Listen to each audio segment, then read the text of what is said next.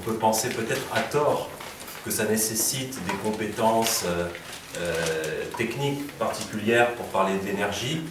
Je vous rassure tout de suite, j'en ai presque aucune spécifiquement dans ce domaine-là, et la plupart des auteurs qui ont contribué au dossier, sauf erreur de ma part, ne sont pas au départ des spécialistes de la question énergétique en tant que technicien, si je puis dire, ou qu'ingénieur, etc. Même si on a la chance d'avoir un entretien que j'avais obtenu de la part de Denis Simoneau, donc, qui est le conseiller diplomatique du groupe Suez, GDF Suez, donc un géant mondial et français de l'énergie, et qui lui, par contre, même s'il a une formation de diplomate, maîtrise un peu plus que nous ces problématiques. Donc je remercie donc Jana Jabour qui est ici ce soir, qui nous parlera principalement donc de la Turquie, puisque c'est le sujet qu'elle a choisi de traiter, qui est l'objet de sa thèse. Et puis donc David Abselem qui lui nous parlera là aussi de ce qui est au cœur de sa thèse, la relation énergétique israélo-palestinienne. Donc pour rappeler rapidement, présenter le numéro, je ne sais pas si vous avez eu l'occasion de le lire, de voir l'introduction sur le site. Donc il est présenté en deux parties qu'on a voulu à peu près équivalentes, c'est-à-dire à peu près 5 articles de chaque côté. Et l'idée, c'était d'avoir dans une première partie des sujets dits, comment dire, plutôt connus, ou entre guillemets, dont chacun a entendu parler sur les problématiques énergétiques en Méditerranée, qui sont considérés peut-être à tort ou à raison comme les plus importants. Donc il y a un article sur l'Iran, est-ce qu'elle peut être un jour la fameuse puissance énergétique qu'elle espère être. Il y a donc 2 articles sur la Turquie, celui qui est co-rédigé par Jana Jabour et un autre de 2 jeunes spécialistes, parce que la Turquie occupe une place centrale, majeure finalement, dans ces problématiques énergétiques, de par sa position géographique, même si elle-même ne produit quasiment pas de ressources énergétiques, mais donc ce fameux pont entre l'Orient et l'Occident, au carrefour de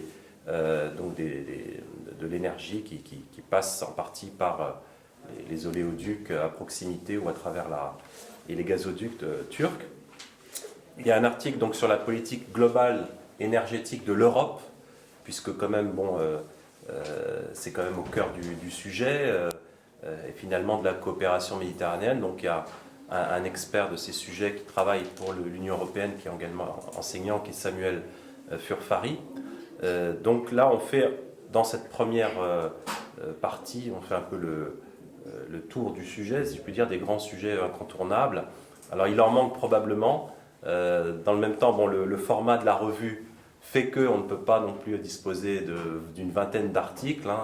Quand on arrive déjà à 12, 13, je crois que c'est déjà bien. Et puis après, tous les articles qui nous ont été proposés, je pense qu'il y en avait un sur la comparaison de la situation algérienne et libanaise, n'ont pas forcément tous été retenus parce que il y a certains points qui font qu'ils ne sont pas trop accessibles aux lecteurs ou d'autres éléments. Mais c'est vrai que c'est peut-être un élément qui manquait, c'est quand même la politique énergétique au Maghreb. Il y avait aussi un autre article là, qui était vraiment trop technique sur les financements éthiques et islamiques, donc des projets énergétiques, notamment une comparaison Turquie-Maroc cette fois-ci. Donc voilà, ça c'est pour les premiers sujets dits incontournables dans la première partie. Et puis donc, dans la deuxième partie, on a essayé d'aborder donc des sujets moins connus de prime abord, de tout un chacun, mais qui ont quand même leur intérêt, leur importance, parce qu'ils conditionnent un peu l'avenir de la politique énergétique en Méditerranée. Donc il y a un article donc il y a l'article donc de David justement, Abselem, sur cette relation énergétique israélo-palestinienne qui est finalement peu connue, alors que, comme je le dis dans l'introduction, on nous parle matin, midi et soir de ce conflit ou cette relation israélo-palestinienne, mais ce sujet finalement peu abordé, et à tort, parce qu'il peut être, à mon sens, il en reparlera, une opportunité de dialogue, de coopération, mais aussi actuellement un sujet de tension et de conflictualité. Il y a ensuite un article donc d'Alexandre Tête, qui est chargé de recherche à Fondation pour la recherche stratégique, spécialiste de la question de l'eau, et qui nous parle du lien eau-énergie. Et là aussi, il faut penser que on peut avoir des interactions entre les deux, c'est-à-dire que l'eau peut aider finalement à produire de l'énergie, et inversement, grâce à l'énergie, on peut produire davantage d'eau, et en tout cas des ressources énergétiques propres. Parce que finalement, c'est un peu ce qui est en toile de fond du dossier. C'est pas uniquement la disponibilité ou pas, est-ce qu'on a suffisamment est-ce qu'on est sous tension, est-ce qu'il y a un manque de disponibilité des ressources hydrocarbures maintenant et surtout dans le futur. C'est aussi comment on peut à l'avenir finalement produire de l'énergie de façon propre et l'utiliser de façon propre. Et on en reparlera beaucoup d'ailleurs finalement au cours de cette année, puisque vous savez que la France abritera la conférence internationale sur le climat. Donc ça c'est un premier élément. Deuxième, donc ça c'était l'article d'Alexandre qui est assez intéressant de ce point de vue-là. Il y a un article donc de David Rigoulet-Rose qui était ici hier soir, je crois, pour parler de la politique régionale de l'Arabie Saoudite et qui là nous parle de la Syrie. Est-ce que finalement le conflit, la guerre civile en Syrie, est-ce qu'elle a un lien avec la question énergétique? Et là aussi, bon, il n'y a pas de réponse univoque. Lorsqu'on parle de cette tragédie syrienne, on évoque d'autres causes de prime abord qui sont peut-être d'ailleurs c'est vrai, les plus importantes, comme les tensions ethnico-confessionnelles, le jeu des puissances, les manipulations propres au pays et aux puissances extérieures, etc., etc. Mais il y a quand même cette question en toile de fond de la question énergétique. Est-ce que finalement la rupture entre le régime de Bachar el-Assad et un certain nombre de pétromonarchies avec lesquelles il avait jusqu'ici des rapports plutôt cordiaux, on pense au Qatar, est-ce que la cause ce serait parce que, enfin jusqu'en 2011 en tout cas, est-ce que ce serait parce qu'il a refusé un projet de gazoduc et d'oléoduc finalement qui serait parti des pays du Golfe pour rejoindre en fait via l'Arabie Saoudite, la Jordanie et enfin aboutir en Syrie pour ensuite être exporté vers l'Europe. Est-ce qu'il aurait refusé ce projet au profit d'un projet plutôt chiite, entre guillemets, c'est-à-dire qu'il partirait d'Iran, passerait par l'Irak et la Syrie. Donc ça, c'est un des éléments qui est en toile de fond de cet article, sans parler qu'il y a aussi des découvertes de potentiel de gaz au large des côtes syriennes. Ça aussi, on n'en parle pas trop, même s'il y a des incertitudes sur la réalité de ces découvertes. Et ça me permet de faire la transition avec l'article suivant que j'ai rédigé sur la relation israélo-chypriote. Là aussi, on en parle peu, parce que finalement, on ne peut pas parler réellement d'alliance au sens classique du terme, comme les néo-réalistes le font, mais en revanche, il y a une coopération approfondie, c'est un fait, depuis quelques années, alors que jusqu'ici, Chypre, cette petite île dont on parle finalement assez peu, était un pays neutre, on peut dire, qui était non aligné, ni véritablement dans le camp occidental, qui avait un peu un tropisme pro-arabe, sous l'impulsion de la politique étrangère qu'avait légué Makarios, qui était un des fondateurs du mouvement des non-alignés, avec Nasser, etc. Et là, donc, les Chypriotes, eh bien, ils ont finalement toujours la même approche, c'est qu'est-ce qui peut embêter la Turquie. C'est toujours, voilà, dès que la Turquie fait quelque chose, bah, ils font l'inverse pour la gêner. Donc je parle bien sûr de la partie grecque chypriote, hein, la partie reconnue internationalement, qui regroupe à peu près les 2/3 de cette petite île, hein, qui fait à peu près la taille de la Corse. Et donc les Turcs, eh bien, on sait que sous l'impulsion d'Erdogan, on en reparlera, ils ont mené une politique de distanciation vis-à-vis d'Israël, en tout cas au moins sur la forme. Dans la réalité, ça reste à prouver, mais ça c'était la politique d'Erdogan, qui veut être un des leaders du monde arabo-musulman, etc., etc. Et donc ça passait par finalement cette distanciation vis-à-vis d'Israël, et c'est pourquoi les Chypriotes finalement se sont dit c'est bien si on peut se rapprocher des Israéliens, ça fera le pendant à l'influence et à la puissance turque, Et ce rapprochement, finalement, il a pour toile de fond cette coopération énergétique. Il y a une coopération stratégique, un peu d'un point de vue militaire, mais qui reste quand même assez marginale, ne serait-ce parce que l'armée chypriote, bon, c'est pas une des premières armées de Méditerranée, mais même si ça peut avoir un intérêt pour remplacer les exercices qui peuvent avoir lieu en Méditerranée avec la Turquie, mais en revanche, donc, il y a cette coopération énergétique assez approfondie du fait que des ressources ont été découvertes, hydrocarbures, au large des côtes chypriotes et israéliennes finalement. Et ça, donc, c'est une source potentielle de richesse, enfin, d'enrichissement pour les Chypriotes qui aujourd'hui subissent indirectement les affres de la crise grecque, hein, puisqu'ils ont lié en partie leur destin politique, économique à la Grèce. Et aujourd'hui, ils ont un taux de chômage de près de 20%, alors que quand ils sont rentrés dans l'Union européenne en 2004, ils étaient quasiment le pays qui avait la meilleure situation économique. Donc il y a cet élément-là, donc ça peut éventuellement être pour eux un moyen de renflouer les caisses, comme on dit. Et puis il y a la coopération scientifique, technique avec Israël qui peut être intéressante. Mais il y a autant de risques pour eux. On peut se demander si les risques ne l'emportent pas par rapport aux opportunités, puisque les Turcs ont menacé carrément, militairement, les Chypriotes grecs de représailles militaires et économiques aussi, notamment ceux qui seraient amenés à investir dans les champs hydrocarbures offshore. Et donc aujourd'hui, ils sont un peu coincés, quoi. Parce qu'on voit, il y a des compagnies qui refusent d'investir. Et de toute façon, quand bien même ils arriveraient à extraire du brut, est-ce qu'ils pourraient l'exporter? Il y a beaucoup d'incertitudes derrière cet aspect des choses. Donc c'est pas gagné pour l'instant pour les Chypriotes. Mais en tout cas, ça montre que dans la région, les alliances, ou en tout cas les coopérations stratégiques, politiques, sont mouvantes, qu'elles peuvent évoluer assez rapidement, comme on le voit d'ailleurs l'Égypte, bon, qui a changé souvent de braquet au cours de ces dernières années.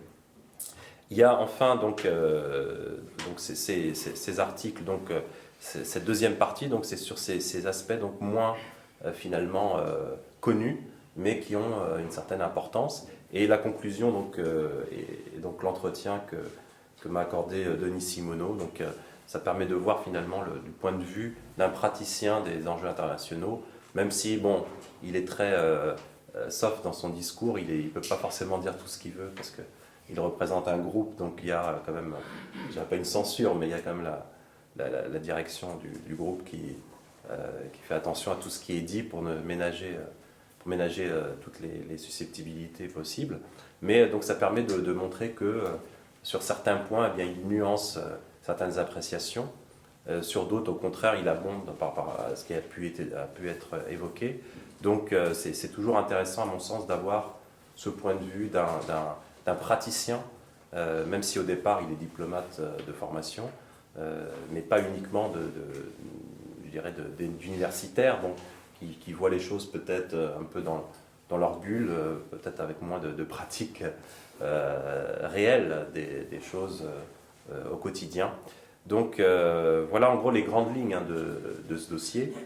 Et j'ai vu d'ailleurs que ça suscite, malgré tout ces questions, un certain intérêt, puisque j'ai découvert qu'Hérodote, donc le dernier numéro de cette revue de géopolitique, était consacré également à la question énergétique, même si c'était une approche plus globale.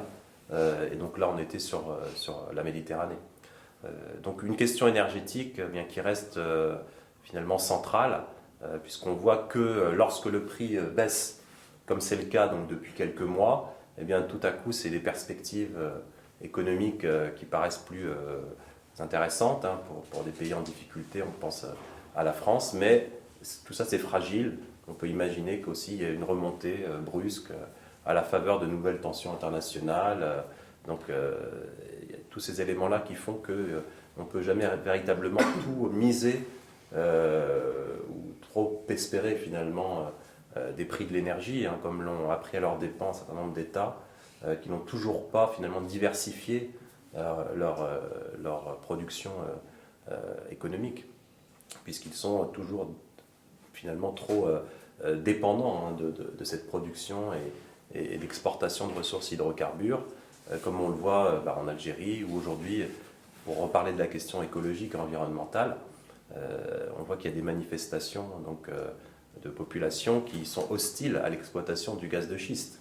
Et pourquoi les Algériens se retrouvent à promouvoir l'exploitation du gaz de schiste? Parce qu'ils n'ont pas suffisamment diversifié leur économie, ils restent encore trop dépendants du pétrole et du gaz, donc ils se disent il y a les ressources conventionnelles, on va faire comme les Américains ou d'autres pays, même en Europe qui y pensent, mais on voit que l'incertitude sur les risques écologiques en termes de santé humaine, en termes de dégradation de l'écosystème, tout ce qu'on veut, ça peut provoquer finalement des révoltes.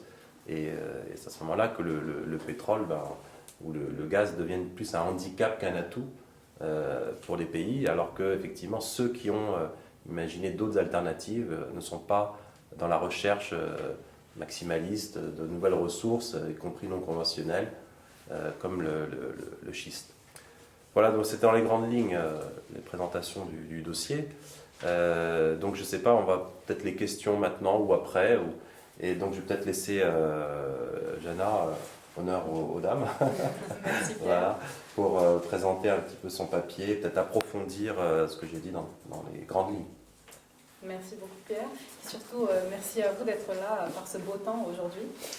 Alors, moi je propose de partir de la pensée politique et stratégique contemporaine turque pour mieux appréhender la politique énergétique de la Turquie et plus largement pour mieux apprécier la politique de la Turquie à l'égard de régions comme le Moyen-Orient, la Méditerranée orientale ou la mer Caspienne, etc.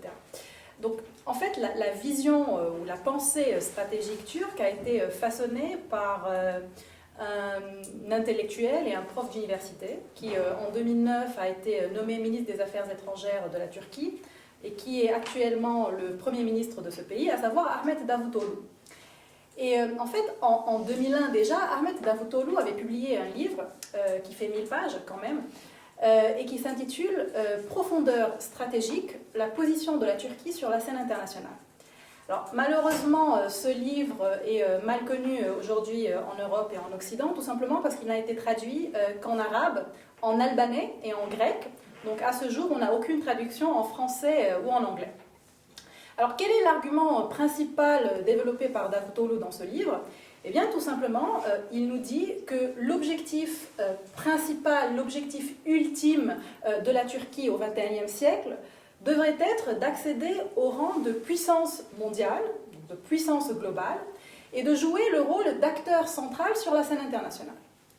Or, Davutoğlu constate avec beaucoup d'amertume que la Turquie souffre aujourd'hui de nombreux problèmes, de nombreux obstacles intérieurs qui, justement, limitent ou en tout cas ralentissent sa marche vers la puissance.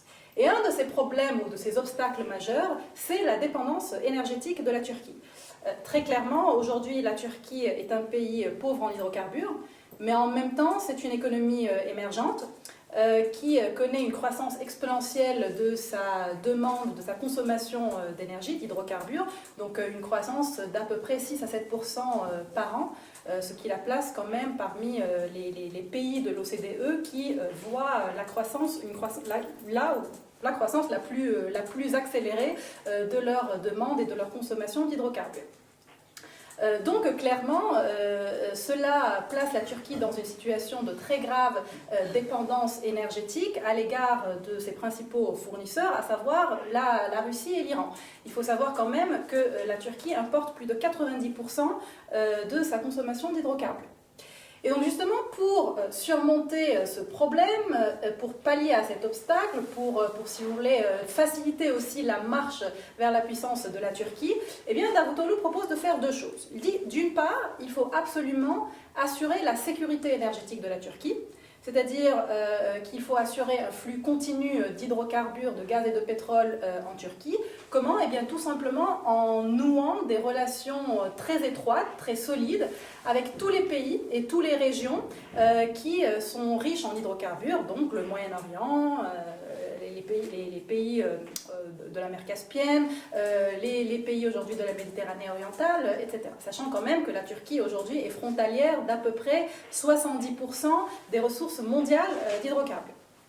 Deuxième chose que Davutoglu propose, eh bien, c'est tout simplement de faire de la Turquie un hub énergétique, un carrefour énergétique, et une zone de transit, un pays de transit des hydrocarbures, depuis les pays riches en ressources jusqu'aux marchés de consommation, donc les marchés européens. Et dans l'esprit de Davutoglu, cette position de hub énergétique accroîtrait la valeur et le poids stratégique de la Turquie vis-à-vis de l'Europe. Donc aujourd'hui, il est impossible de comprendre la politique énergétique de la Turquie sans justement prendre en considération ces deux objectifs qui devraient, selon Davutoglu et l'élite au pouvoir, être réalisés simultanément. Donc la sécurité énergétique et le hub énergétique. Alors, aujourd'hui, ce qu'on voit, c'est que la politique énergétique de la Turquie est déployée essentiellement dans 3 théâtres d'opération, 3 zones. Donc d'abord la mer Caspienne, ensuite le Moyen-Orient et finalement, très récemment, la Méditerranée orientale. Donc je propose qu'on discute de ces 3 régions séparément. D'abord donc la mer Caspienne. Alors évidemment, la Turquie aujourd'hui est très engagée, très impliquée dans ce projet du TANAP, donc le gazoduc transanatolien. Donc c'est un projet qui devrait être achevé à l'horizon 2017-2018. Il s'agit donc d'un gazoduc qui traverse la Turquie d'est en ouest et qui est censé acheminer le gaz azéri vers la Grèce et vers les marchés européens à travers le territoire turc. Alors il faut voir que ce projet de la TANAP, ou du TANAP, est très très important pour la Turquie à 2 égards. D'abord, il lui permet de réduire sa dépendance énergétique à l'égard de la Russie, donc en augmentant ses volumes d'importation de l'Azerbaïdjan, en provenance de l'Azerbaïdjan.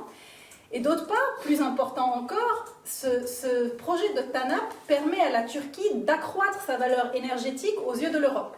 Pourquoi ? Parce que le TANAP est un élément essentiel, un élément constitutif du corridor sud-européen.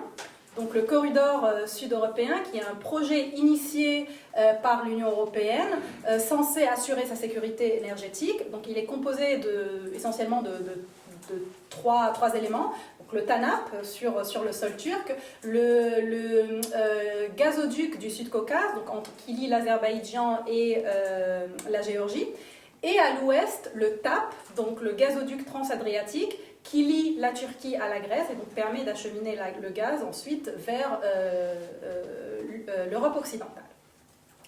Alors, ce qui est très intéressant à voir aujourd'hui, c'est que les tensions croissantes entre Moscou, donc entre la Russie et l'Union européenne, ont eu, si j'ose dire, une externalité positive pour la Turquie, à savoir la consolidation de sa valeur stratégique et énergétique aux yeux de l'Europe. Pourquoi ? Parce que suite à cette crise politique, Vladimir Poutine a décidé d'abandonner le projet du South Stream. Le South Stream, c'était le gazoduc censé acheminer le gaz russe directement depuis la Russie en Europe, à travers la mer Noire et la Bulgarie, donc sans passer par le territoire turc. Or justement, en abandonnant ce projet, eh bien, la seule alternative possible aujourd'hui pour l'Union européenne pour sécuriser ses sources d'approvisionnement et ses routes d'approvisionnement, c'est de passer par le territoire turc et en l'occurrence, c'est d'utiliser le TANAP. Autre chose d'intéressant aujourd'hui, c'est que justement cette crise politique, cette crise en Ukraine, a été une véritable aubaine pour la Turquie, parce qu'en décembre 2014, Vladimir Poutine était en visite officielle à Ankara, et c'est de là qu'il a annoncé la substitution, donc le remplacement du South Stream par un nouveau gazoduc, un nouveau projet de gazoduc, baptisé Turkish Stream. Le Turkish Stream qui est une véritable gifle pour l'Union européenne parce qu'il est censé en fait acheminer le gaz russe directement vers la Turquie. Plus encore, en décembre 2014, toujours dans cette même visite, Vladimir Poutine a concédé 6% de réduction sur les prix du gaz à la Turquie. Et il a aussi promis d'augmenter les volumes de gaz acheminés de 3 milliards de mètres cubes par an. Vraiment, on voit combien la Turquie a profité de tout cela. Et on voit très clairement que la Turquie est au cœur des enjeux géopolitiques et énergétiques de l'Europe aujourd'hui. Et si on ajoute, ou si on rajoute à tout cela les deux oléoducs aujourd'hui présents sur le sol turc, donc le BTE et le BTC, le Baku-Tbilisi-Ceyhan et le Baku-Tbilisi-Erzurum, on voit bien qu'il y a aujourd'hui vraiment un réseau très développé d'oléoducs et de gazoducs qui permettent à la Turquie de jouer un rôle très important sur le plan énergétique. Alors en parallèle à cette région-là, la Turquie est en train d'étendre sa politique énergétique dans un autre théâtre d'opération, à savoir le Moyen-Orient. Depuis une dizaine d'années, la Turquie a tenté d'exploiter le potentiel du Moyen-Orient, justement pour diversifier ses sources d'approvisionnement.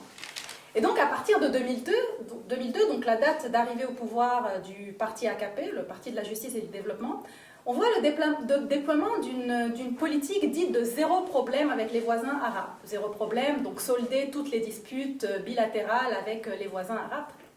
Ce qui est intéressant, c'est qu'en Occident, en Europe, on a tendance à représenter cette politique comme une politique soi-disant néo-ottomane, une politique islamiste.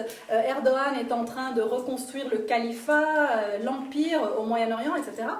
Mais en fait, cette politique de zéro problème avec les voisins est une politique très très pragmatique et qui contient une dimension énergétique très importante. Clairement, aujourd'hui, l'amélioration des relations politiques avec les voisins arabes permet à la Turquie d'engranger des gains économiques et énergétiques. Prenons l'exemple de l'Irak.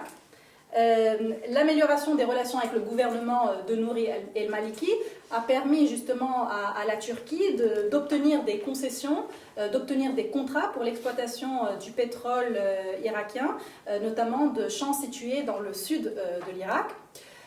Nouri el-Maliki a aussi promis que le gaz irakien allait alimenter le TANAP, donc le gazoduc turc.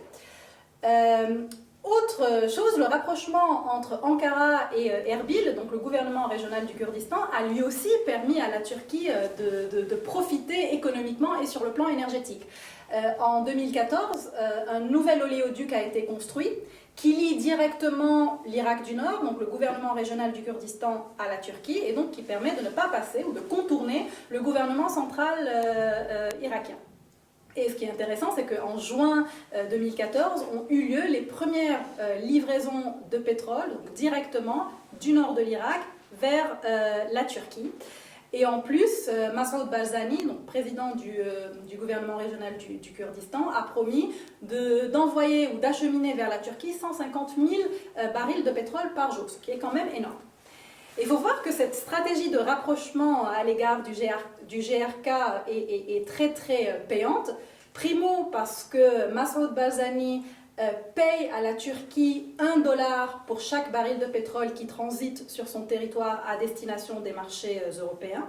Et secondo, parce que aussi Masoud Barzani a concédé 9% de réduction sur les prix de pétrole donc vendus à la Turquie. Alors, évidemment, ce rapprochement entre Ankara et Erbil n'est pas sans susciter de problèmes entre Ankara et Bagdad.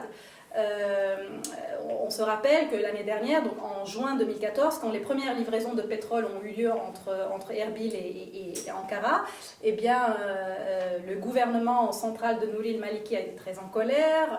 Ils ont estimé qu'il n'était ni du droit de la Turquie ni du droit des Kurdes irakiens de contourner le gouvernement central de Bagdad.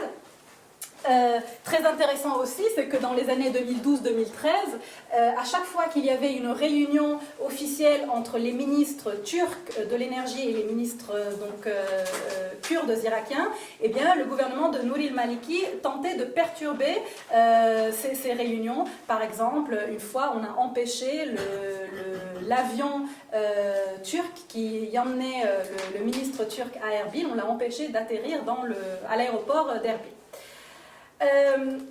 Alors, en parallèle à cette politique de rapprochement à l'Irak, qui est très bénéfique, on voit aussi que la politique de rapprochement à l'égard de la Syrie a aussi été très bénéfique sur le plan énergétique.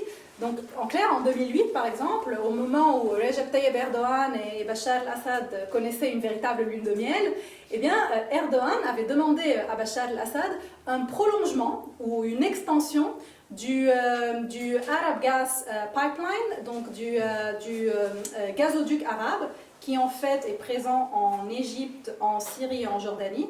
Donc, Recep Tayyip Erdogan a demandé de son ami, très gentiment, de son ami Bachar al-Assad, d'étendre ce gazoduc pour alimenter la Turquie. Évidemment, ce projet est aujourd'hui tombé à l'eau en raison des relations très tendues entre Erdogan, Bachar al-Assad et le président Sisi.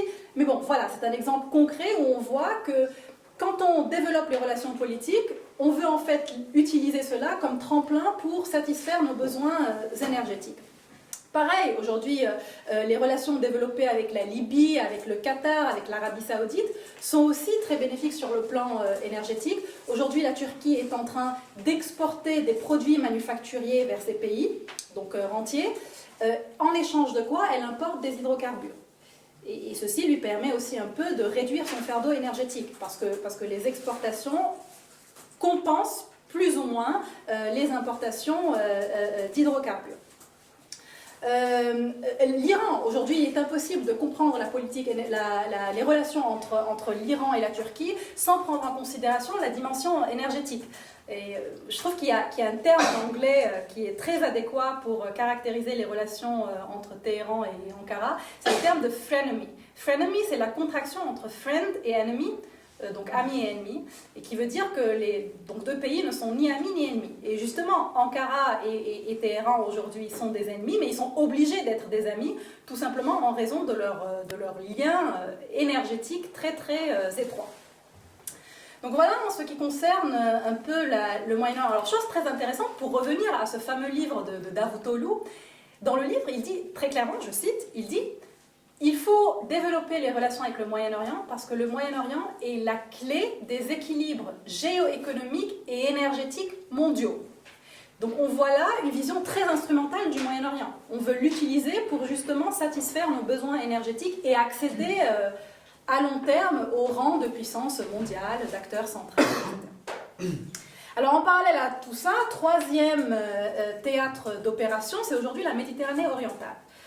Suite à la découverte donc, de gisements de gaz en Méditerranée orientale, donc entre Chypre, le Liban et Israël, eh bien, la Turquie a vu ça comme une nouvelle fenêtre d'opportunité et a voulu exploiter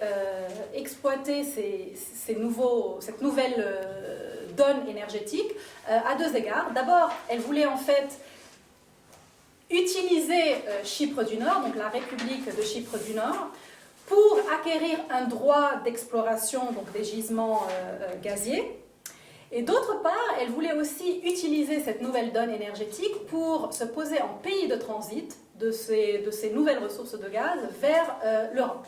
Alors évidemment, aujourd'hui, il est très très difficile d'adopter ce scénario, donc ce scénario est très difficilement réalisable, tout simplement parce que d'une part, il y a un contentieux historique évidemment entre Chypre et la Turquie, mais d'autre part aussi, la relation entre Tel Aviv et Ankara est très très mauvaise. On se rappelle tous de ce fameux épisode en 2009 de Davos, donc Recep Tayyip Erdogan qui était à Davos et qui a critiqué Shimon Peres en disant qu'Israël mène un terrorisme d'État. L'année suivante, donc en 2010, l'épisode du Mavi Marmara, quand la Turquie a envoyé vers Israël une flottille humanitaire pour briser donc, le blocus de Gaza. Donc le navire turc a été attaqué, 9 activistes turcs ont été assassinés, et donc là les relations ont été dégradées entre Tel Aviv et Ankara. Donc aujourd'hui il est très peu probable qu'Israël ou Chypre acceptent de faire transiter leur gaz par la Turquie. Aujourd'hui il y a une autre alternative, c'est la construction d'un gazoduc sous-marin avec la Grèce. Et donc acheminer le gaz depuis la Grèce vers l'Europe occidentale. Donc voilà un peu un tour d'horizon de la politique énergétique actuelle de la Turquie. Peut-être 3 éléments, 3 interrogations à garder à l'esprit. D'abord, le fait que l'Union européenne aujourd'hui est en train de se tourner de plus en plus vers les énergies renouvelables. Alors, quel impact cela aurait-il sur le long terme sur la valeur et le poids énergétique et stratégique de la Turquie aux yeux de l'Europe? Deuxième élément peut-être à garder à l'esprit, c'est que bon, la Turquie a aujourd'hui essayé quand même depuis 2-3 ans de réduire sa dépendance stratégique en diversifiant son mix énergétique. Donc on voit la construction de centrales nucléaires, etc., avec l'aide de la Russie, du Japon notamment. Bon, c'est très bien, mais cela de 1 est très coûteux et de 2, cela ne se réalisera que sur le très long terme.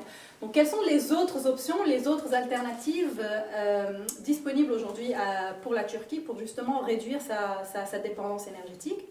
Troisième élément, et je pense que c'est le plus important, c'est de considérer aujourd'hui les relations de la Turquie avec l'État islamique, donc Daesh, en prenant en compte la dimension énergétique. Aujourd'hui, clairement, il y a des mouvements de contrebande de pétrole donc à la frontière turque. Clairement, l'État islamique est en train de vendre à la Turquie du pétrole. Alors je ne dis pas, je précise que c'est des mouvements de contrebande, donc ce n'est pas le gouvernement qui est officiellement impliqué dans ça et qui achète officiellement le pétrole de Daesh, mais en même temps le gouvernement ferme les yeux. Donc il sait que cela se produit et il ferme les yeux. Donc qu'est-ce que cela signifie? Est-ce que cela signifie que la Turquie est prête à sacrifier ses principes éthiques et moraux sur l'autel de la sécurité énergétique? Jusqu'où est-ce que la Turquie est capable d'aller tout simplement pour satisfaire ses besoins énergétiques? Donc voilà un peu quelques éléments de réflexion que je voulais partager avec vous. Et voilà, j'attends plus tard vos questions. Merci beaucoup. Merci Jana. J'ai une transition, je laisse la parole. Et après, ce sera les questions, c'est ça?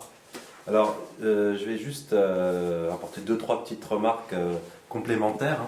Alors la première, c'est qu'effectivement, quand on parle de Chypre, donc il y a la partie nord de l'île, puisque ça fait l'objet de mon article. Donc c'est la République turque chypriote du Nord, donc qui n'est reconnue que par la Turquie, il faut le savoir, et qui est soutenue à bout de bras financièrement, notamment militairement, par les Turcs. Il y a eu des tentatives pour que des États amis reconnaissent cette République. Jusqu'ici, ça n'a pas marché, même s'il peut y avoir parfois des échanges universitaires. J'avais rencontré des universitaires de cette République autoproclamée, et ils essayent d'avoir des liens, par exemple, avec des pays amis de la Turquie, donc voilà, en Asie centrale, pour montrer qu'ils ne sont pas isolés. Mais au final, bon. Donc ça, effectivement, c'est pour cette République. Sinon, sur Davutoglu, donc, ça me permet de faire une référence au fait que j'avais coordonné un ouvrage justement sur les relations internationales au Moyen-Orient, dans les enjeux théoriques et pratiques auxquels vous aviez contribué justement sur cette politique Davutoglu. Et ce qu'il faut noter quand même, c'est que c'est le premier universitaire, et ça parlera à Jean-Paul Chagnolo, spécialiste des questions internationales, qui finalement, à l'époque contemporaine, non seulement a accédé à une fonction de gouvernement, et qui a mis en pratique ses idées. Et c'est le seul, je dirais, non occidental. Oui. Parce que finalement, le plus connu, c'est Kissinger. Donc, Kissinger a mis en place sa fameuse théorie des alliances, des contrepoids, etc. Donc il l'a théorisé avant de devenir secrétaire d'État américain. Mais dans le monde non occidental, eh bien, effectivement, c'est Davutoglu. Alors même si maintenant, ces idées sont un peu en difficulté à cause de la crise syrienne, hein, puisqu'on voit qu'ils sont un peu empêtrés, ils ne savent pas trop comment en sortir. Une troisième remarque complémentaire, c'est que donc, ce rôle effectivement de la Turquie comme hub énergétique, point central de passage, effectivement important, mais vraiment la clé pour qu'il devienne encore plus fort, encore plus incontournable, c'est l'Iran. Parce qu'aujourd'hui, effectivement, l'Iran, eh bien, comme le précise l'article de Didier Chaudet, est encore loin des ambitions, de ses potentialités, comme on dit, au niveau énergétique, parce qu'ils ont beaucoup de réserves de gaz, ils ont dit les 2e ou 3e mondiales. Pétrole, ils sont bien placés aussi, ils sont à peu près 3e ou 4e, mais le résultat aujourd'hui, il est catastrophique, c'est-à-dire ils sont même obligés d'importer une partie de leur énergie. Alors, il y a certes les sanctions internationales, mais ça n'explique pas tout. c'est aussi l'incapacité, là aussi, de l'Iran à réformer son système économique, et même s'il y a une diversification à cause des sanctions notamment, scientifiques, parfois assez intéressantes, mais il n'y a pas véritablement l'investissement qu'il faut pour mettre à jour les puits, enfin, etc., pour que ça soit beaucoup plus rentable. Mais si, à moyen terme, on va dire 10 ans, 20 ans, puisqu'Obama tente effectivement une audacieuse médiation avancée vers l'Iran, si l'Iran arrive enfin à mettre en valeur tout son potentiel, à ce moment-là, il y aura un rôle majeur pour la Turquie, parce que la crise effectivement ukrainienne a révélé la dépendance de l'Europe occidentale à la Russie. Donc là, l'alternative majeure, comme le dit d'ailleurs Denis Simoneau de Suez dans le livre, c'est vraiment l'alternative, c'est l'Iran. C'est là où on a du gaz, notamment parce que le gaz, je ne vais peut-être pas préciser dans mon introduction, mais c'est vraiment la ressource majeure au XXIe siècle. En tout cas, beaucoup estiment que d'un point de vue énergétique, puisque le pétrole a d'autres fonctions en termes dans la fabrication industrielle, production industrielle, mais et ça permet de faire effectivement rouler les automobiles, mais pour l'énergie proprement dite, c'est vraiment beaucoup mise sur le gaz qui devrait s'imposer comme la ressource majeure. Et donc là, l'Iran, effectivement, a ces fabuleuses réserves, en grande partie inexploitées, qui sont à proximité immédiate de l'Europe grâce à la Turquie, puisqu'ils sont voisins de l'Iran. Donc là, si ça se met en place à moyen terme, alors là, il y aura encore un rôle encore plus incontournable pour la Turquie. Voilà, c'était juste quelques petites remarques à apporter à cette intervention. Et donc je vais céder la parole à David Amsalem qui va nous parler donc de cette relation souvent méconnue et néanmoins importante, énergétique entre Israéliens et Palestiniens. Bonsoir à tous. Je vais m'intéresser en fait à une énergie dont on parle très peu quand on parle de géopolitique ou d'enjeux globaux énergétiques en général, c'est de l'électricité. Ça ne va pas de soi quand on parle d'énergie géopolitique qu'on parle d'électricité. Vous aviez évoqué précisément que le gaz s'impose de plus en plus dans les relations internationales comme une énergie stratégique. Le pétrole l'a toujours été, depuis qu'on l'exploite industriellement. Maintenant, l'électricité, c'est quelque chose qui est beaucoup plus difficile à capter. Et on a du mal à saisir souvent en quoi cette énergie, cette forme-là d'énergie, est un enjeu géopolitique. Pour l'illustrer, j'ai choisi un conflit dont on parle assez peu finalement, le conflit israélo-palestinien. Et j'avais envie précisément, à partir de ce cas-là, d'expliquer en quoi l'électricité est véritablement une énergie géopolitique, au sens où c'est une énergie qui est une source de rivalité entre des acteurs sur des territoires. Que des acteurs vont s'affronter, vont être en rivalité pour contrôler, s'approprier parfois, maîtriser des populations sur du territoire. Et le cas israélo-palestinien est un très bon exemple qui montre en quoi l'électricité joue cette fonction-là. Je tiens à préciser simplement que cet article est une partie d'une réflexion bien plus globale, dont d'ailleurs une partie a été reproduite dans le numéro d'Hérodote. Donc dans ce numéro-là, je me suis concentré sur la rivalité interne, enfin le secteur électrique palestinien, et je m'étais dit, en vous écoutant, que ce serait bien d'élargir un peu la question sur le secteur énergétique israélo-palestinien, on va l'appeler comme ça, pour essayer de dégager des enjeux un peu plus larges. Je vais commencer par vous raconter l'histoire de l'électricité en Palestine d'abord, pour essayer d'expliquer en quoi elle est devenue une source d'enjeux géopolitiques et les conséquences qu'on peut en tirer aujourd'hui. Tout démarre au début du XXe siècle, ça fait presque un siècle. La Palestine est à l'époque une province périphérique de l'Empire ottoman. Personne ne s'y intéresse encore vraiment. Et à ce moment-là, vous avez des populations juives qui commencent à s'installer. Et vous avez un homme d'affaires qui s'appelle Mavromatis, donc un grec, qui, sentant peut-être le vent tourner, décide d'investir auprès de l'Empire ottoman pour obtenir des concessions pour développer le réseau électrique en Palestine. Ça se passe à la veille de la Première Guerre mondiale. Donc évidemment, il n'a pas le temps de le faire puisque à la fin de la Première Guerre mondiale, l'Empire ottoman se disloque des puissances mandataires vont contrôler une partie de ce territoire, les Français, les Anglais, et il n'aura jamais le temps de développer son réseau électrique. En parallèle, il y a une démarche différente qui vient d'une autre personne, qui est un juif ukrainien, qui s'appelle Pinchas Rutenberg, qui est très proche du mouvement sioniste, et qui lui aussi a pour ambition de développer le secteur électrique en Palestine, pour des raisons totalement différentes. Il ne voit, lui, pas du tout l'enjeu économique, mais d'abord l'enjeu idéologique et géopolitique.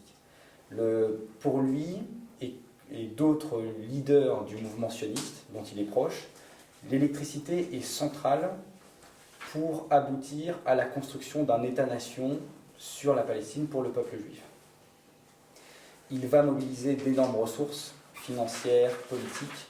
Il fréquente, alors pour ceux qui connaissent bien l'histoire du mouvement sioniste, il côtoie très bien Zev Jabotinsky, qui est un fondateur, qui est un acteur très important du mouvement sioniste, évidemment David Ben Gurion, mais également la famille Rothschild, qui finance plusieurs projets pour le mouvement sioniste. Et à partir de là, cet ingénieur qui est à la base un ingénieur qui développe des centrales électriques à partir de l'énergie hydraulique, il va constituer un véritable réseau électrique en Palestine. Ce qui est du jamais vu, l'électricité arrive véritablement en Palestine avec ses initiatives. En l'espace d'une vingtaine d'années, entre les deux guerres mondiales, il réussit à construire 6 centrales qui sont localisées dans 3 endroits très stratégiques, que sont Tel Aviv-Jaffa, Haïfa au nord et Tibériade. Et en fait, en réalité, ça se calque presque exactement avec l'implantation des populations juives. Donc en réalité, son objectif est très clair quand on superpose les cartes. Quand on fait de la géopolitique, en général, on utilise souvent des cartes. Et on voit que son réseau électrique, les points où sont les centrales et les fils électriques qui parcourent ce territoire, se situent exactement là où est implantée la population juive, ce qui correspond au Yishuv, c'est-à-dire la Palestine juive pour le mouvement sioniste. Cette électricité-là ne bénéficie pratiquement pas aux Arabes de Palestine, appelons-les comme ça parce que le terme de Palestinien, on va y revenir, mais se développe plus tard et a une connotation un peu différente aujourd'hui. Mais les Arabes de Palestine ne bénéficient absolument pas de cette électricité, puisque aucun réseau n'est développé. Les lignes électriques du réseau sioniste, appelons-le comme ça, ne dépassent pas les villes où sont concentrées les populations juives.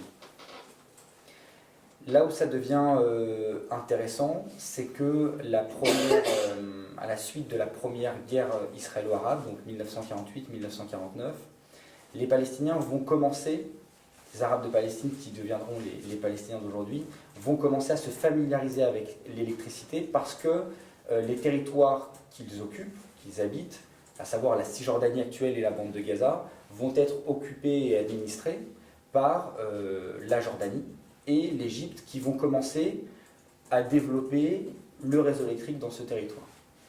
Mais là, et c'est ça le grand paradoxe de cette histoire, là où les Palestiniens vont véritablement être familiers, vont être connectés à un réseau électrique, c'est à la suite de la guerre des 6 jours en 1967, puisque les Israéliens occupent militairement le territoire de la Cisjordanie et de la bande de Gaza, et à partir de là vont décider d'y implanter sa population et donc de développer une véritable structure électrique pour faire bénéficier à ces nouvelles populations de tout le confort que peut apporter le réseau électrique. Donc le chauffage, l'électricité, et y compris des systèmes de sécurité, alarmes, etc. En l'espace de 20 ans, les Palestiniens vont être de plus en plus connectés à l'électricité. Alors, j'ai les chiffres qui sont beaucoup plus précis dans la revue. En 1970, on estime qu'un peu moins d'un tiers des Palestiniens de Gaza et de la Cisjordanie ont un accès à l'électricité. 20 ans plus tard, donc au début des années 90, presque l'intégralité des foyers palestiniens sont connectés. Ça ne veut pas dire, je le précise bien, que les Israéliens ont une volonté farouche d'équiper en électricité les Palestiniens, ce n'est pas l'objectif. L'objectif consiste essentiellement à électrifier le territoire de la Cisjordanie et le territoire de Gaza puisque les Israéliens sont implantés un peu de partout sur le territoire. Donc en réalité, vous avez des réseaux électriques qui circulent sur le territoire de Cisjordanie, sur Gaza, et évidemment, c'est une sorte d'externalité positive, si j'ose parler ainsi. Les Palestiniens bénéficient de ces structures électriques et arrivent donc à se connecter. Jusque-là, le rapport des Palestiniens avec l'électricité est très simple. C'est-à-dire qu'ils ne sont, à aucun moment, les Palestiniens n'ont une prise sur le secteur électrique. Ils ne sont, à l'époque égyptienne et jordanienne, ils ne bénéficient que des structures étrangères. Et sous occupation israélienne, c'est exactement pareil. Les Palestiniens ne produisent absolument rien. Il n'y a aucune autonomie, ni ils ne produisent, ni même ils ne redistribuent, il n'y a pas de structure. Il y a un lien, et c'est là où l'électricité devient un enjeu géopolitique majeur, c'est que j'ai découvert qu'il y avait un lien entre la capacité pour un groupe d'individus, donc en l'occurrence les Palestiniens, à gérer son énergie et sa volonté, son existence en tant qu'individu avec une volonté de création d'État-nation. C'est-à-dire que c'est extrêmement frappant au niveau des dates. Les Palestiniens commencent à s'intéresser, commencent à entrer et à gérer leur secteur électrique en 1994, c'est-à-dire un an après les accords d'Oslo et au moment de la création de l'autorité palestinienne. C'est quelque chose qui est extrêmement frappant. Dès lors que l'autorité palestinienne est créée, les leaders palestiniens décident immédiatement de prendre en main le secteur électrique palestinien en créant des réseaux de distribution propres qu'ils contrôleraient pour qu'à terme, le futur État de Palestine soit capable de gérer son secteur électrique. Donc toute la décennie 90 et le début des années 2000, pendant presque une décennie, vous voyez en fait des agences de distribution qui se partagent le territoire de la Cisjordanie, une au nord, une au sud, une sur la région de Jérusalem, une à Gaza, etc., qui vont en fait négocier avec les autorités palestiniennes, mais on est, resituons le contexte, dans un processus de paix, processus d'Oslo, l'idée étant qu'à terme, les Israéliens délèguent l'intégralité de la gestion du secteur électrique dans les territoires palestiniens à l'autorité palestinienne. Donc pendant une dizaine d'années, les Israéliens vont fonctionner de cette manière, c'est-à-dire que l'électricité est produite dans les centrales israéliennes, qui se situent toutes sur le territoire israélien, et les Israéliens envoient l'électricité à des agences de distribution gérées par des Palestiniens, et l'autorité palestinienne se contente de redistribuer aux différentes familles, celles qui gèrent les factures, etc. Donc, on voit comment les Palestiniens, l'autorité palestinienne commence à se saisir de cette affaire, mais pour autant, cette autonomie n'est qu'un leurre d'une certaine manière, puisque les Palestiniens ne contrôlent absolument rien. Ils ne sont que dans une fonction de redistribution, et ils restent encore totalement dépendants de l'État d'Israël pour son secteur électrique. Aucune structure n'a été construite au début des années 2000, donc l'intégralité, comme je vous l'expliquais, de la production électrique provient d'Israël. C'est pour ça que très tôt, en 2000, avant le début même de l'intifada, de la première intifada, donc en octobre 2000, l'autorité palestinienne déjà projette de construire une centrale électrique à Gaza.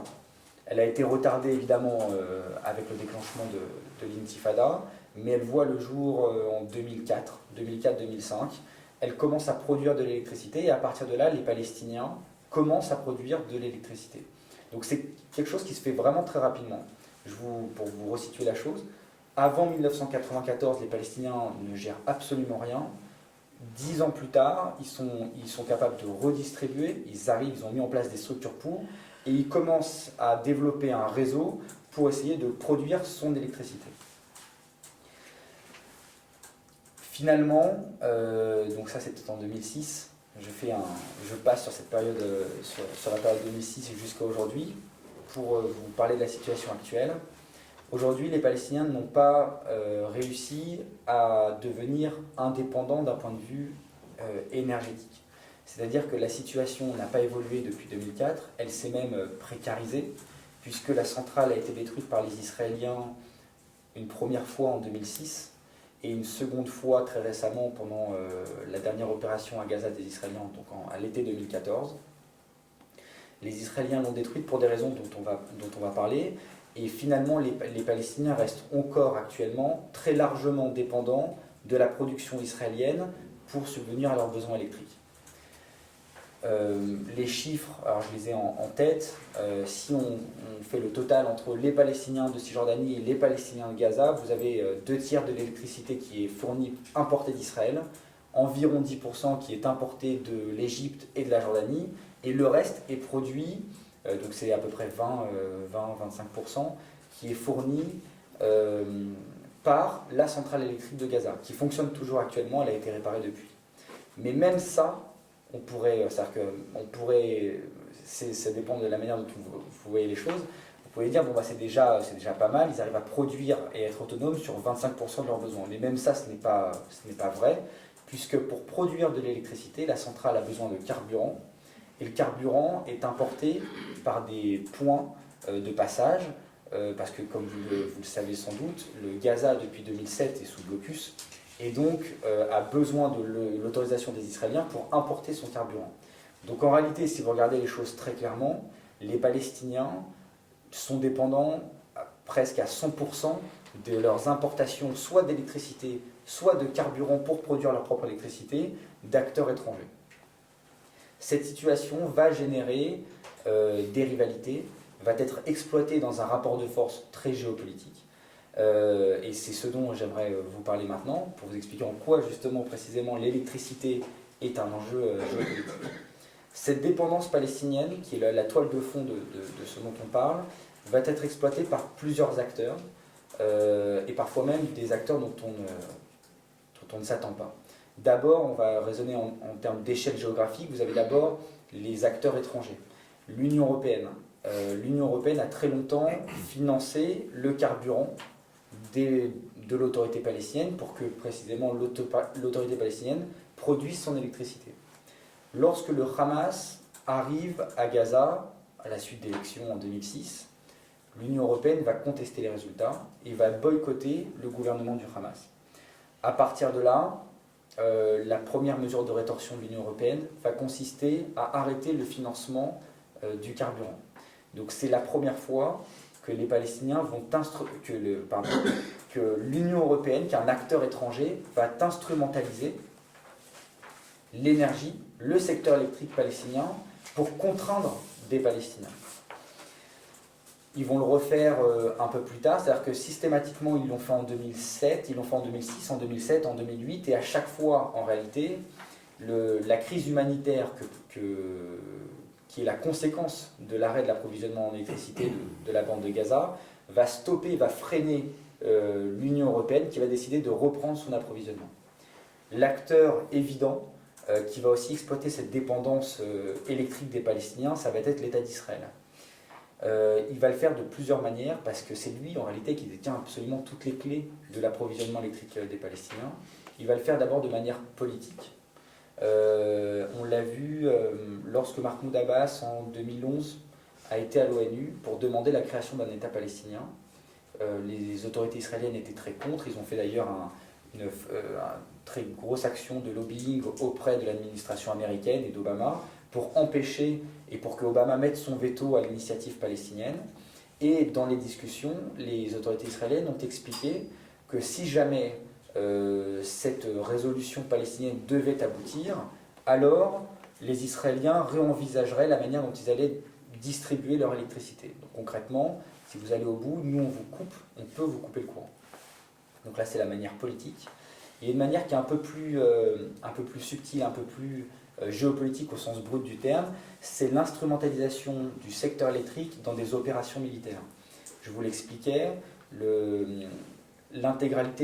l'essentiel du réseau électrique qui est à Gaza et en Cisjordanie est un réseau israélien.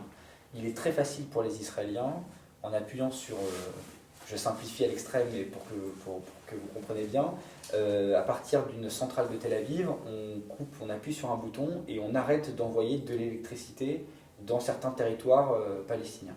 Ça fonctionne très bien. Et à chaque fois, en réalité, j'avais pris toutes les opérations militaires des années 2000 et même celles très récemment. À chaque fois que les Israéliens interviennent massivement dans un territoire, et notamment à Gaza, ils prennent soin de couper le courant. Et on le voit, je l'ai constaté lors de la dernière opération à l'été 2014, où en fait, à chaque fois qu'on voyait des reporters derrière Gaza, on voyait Gaza plongé dans le noir. C'est-à-dire, la nuit, on ne voyait rien, si ce n'est les impacts de balles, etc.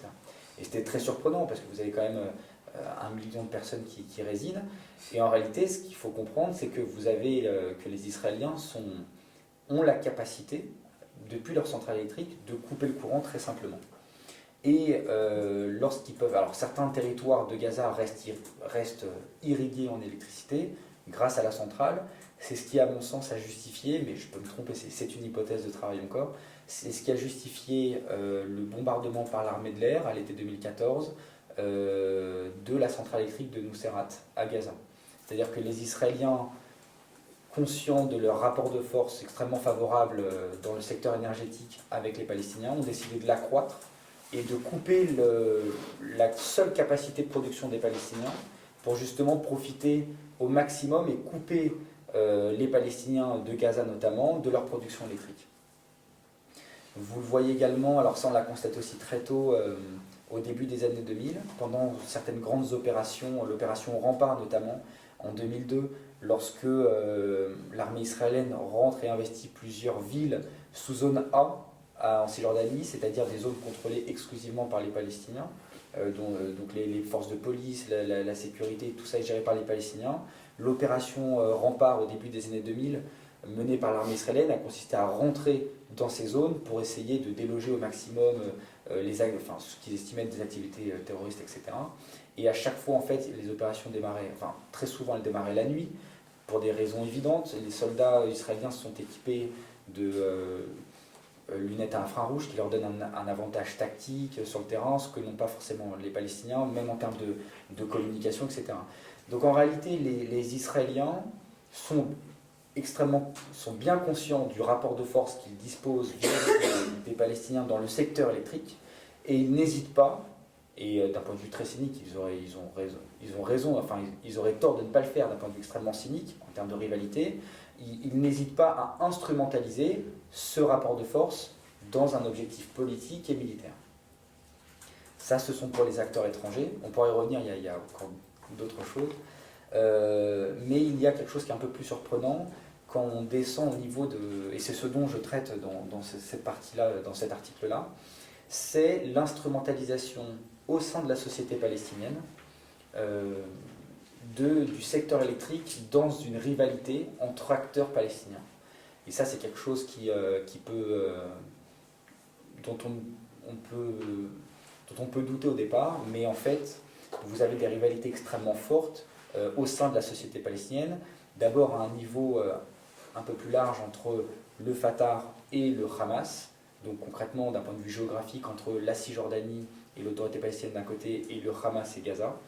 Et en fait, on a vu, je l'ai constaté, l'instrumentalisation par le Fatah, donc par l'autorité palestinienne, du secteur énergétique pour essayer de contraindre, de mettre des bâtons dans les roues au Hamas dans sa gestion de Gaza. Je vous explique simplement parce que la chose est un poil complexe. Gaza, je vous l'ai expliqué, avait besoin de carburant pour produire son électricité.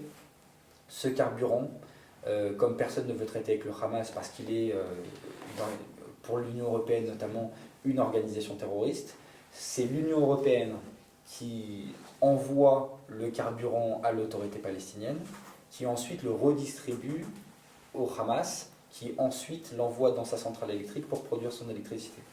Donc vous avez un circuit d'approvisionnement qui se fait de cette manière-là, Union européenne, autorité palestinienne, Hamas. L'autorité palestinienne qui en réalité n'a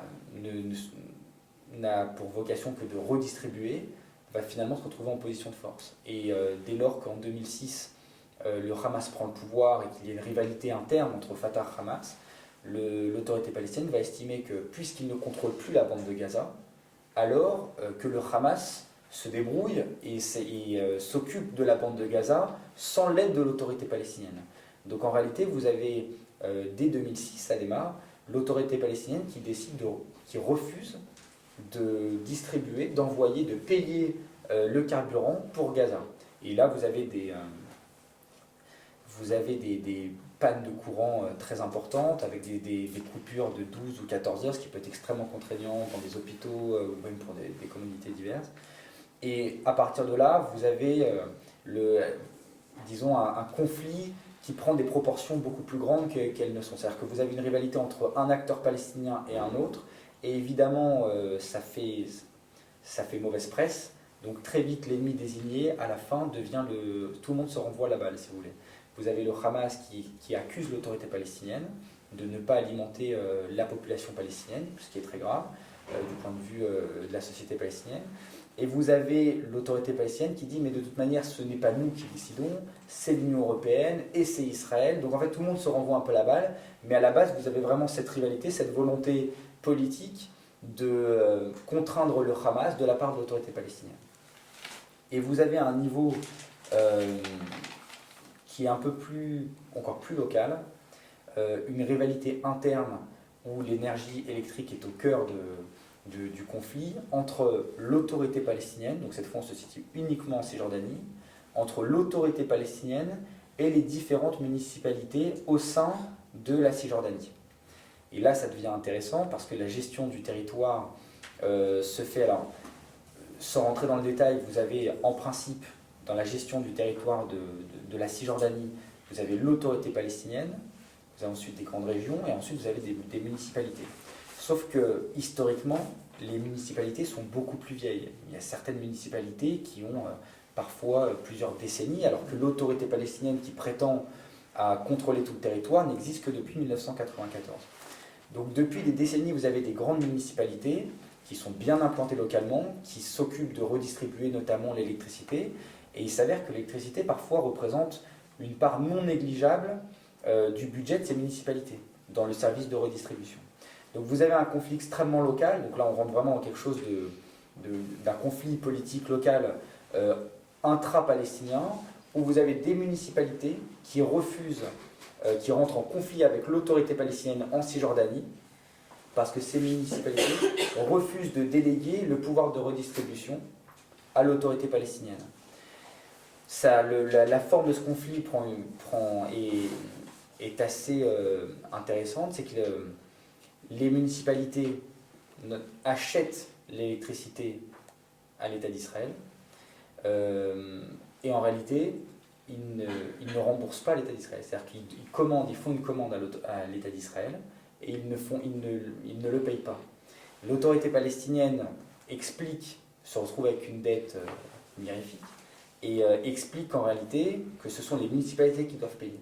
Donc à partir de là, vous avez un circuit extrêmement complexe en interne entre des municipalités et l'autorité palestinienne sur le territoire d'Israël. Je résume parce que j'ai évoqué énormément de choses, mais c'est un sujet qui est très vaste.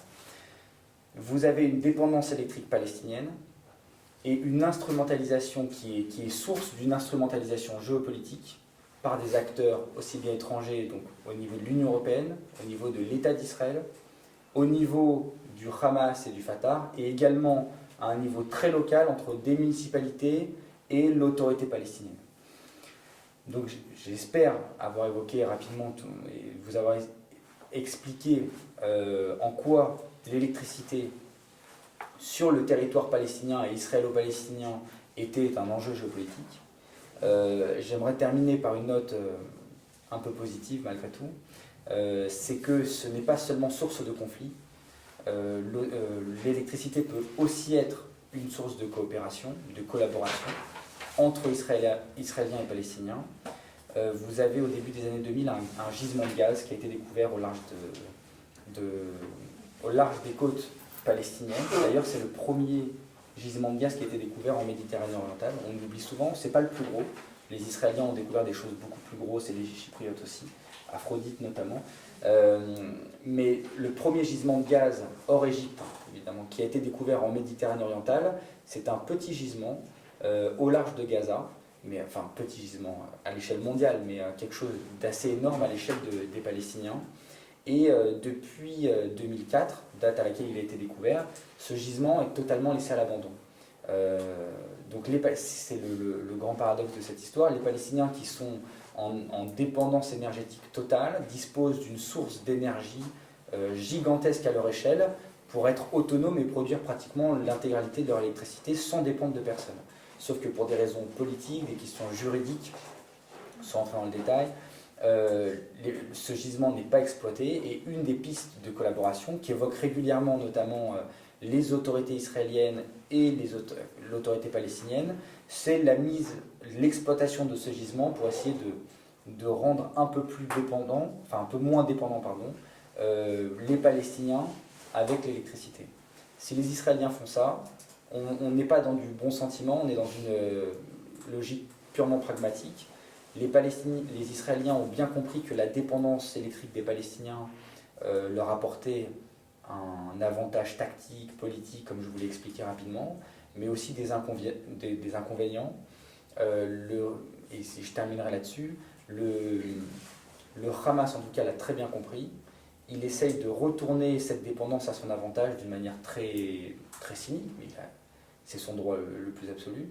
C'est-à-dire que vous remarquez qu'à chaque fois, enfin la prochaine fois, du coup, vous allez être attentif à ça, lorsque le Hamas envoie des roquettes sur l'État d'Israël, généralement, il s'arrange toujours pour viser la centrale d'Ashkelon, qui se situe à 5 km. Vous savez, il y a un point d'observation où j'avais été en Israël, où vous montez sur une petite colline et vous voyez la centrale électrique israélienne d'Ashkelon, et vous voyez ensuite un terrain presque vague, et puis la bande de Gaza. C'est extrêmement proche, 5 km, c'est absolument rien. Et en fait, c'est cette centrale-là qui envoie presque l'essentiel de l'électricité à la bande de Gaza. Et si vous voulez, vous avez une scène qui peut paraître un peu aberrante, où les Palestiniens, enfin le Hamas, envoie sciemment, parce qu'à ce niveau-là de précision, parfois c'est fait sciemment, bombarde la centrale électrique, laquelle alimente la bande de Gaza. Et en réalité, l'objectif est très simple, c'est-à-dire que les Israéliens, qui réagissent en général assez rapidement, décident immédiatement de couper le courant. C'est-à-dire, de toute manière, puisqu'ils nous attaquent, on ferme et on sécurise le site. Automatiquement, vous n'avez plus d'électricité dans la bande de Gaza, vous générez une crise humanitaire, et à partir de là, le Hamas jette l'opprobre sur l'État d'Israël, et puis résolution au Conseil de l'ONU, au Conseil de sécurité, crise humanitaire, etc. Donc en fait, vous avez un retournement, une instrumentalisation, c'est ça qui est intéressant, une instrumentalisation par le Hamas de sa dépendance vis-à-vis d'Israël. Je pense que j'ai évoqué beaucoup de choses, donc je vais m'arrêter là, et si vous avez des questions, évidemment, n'hésitez pas.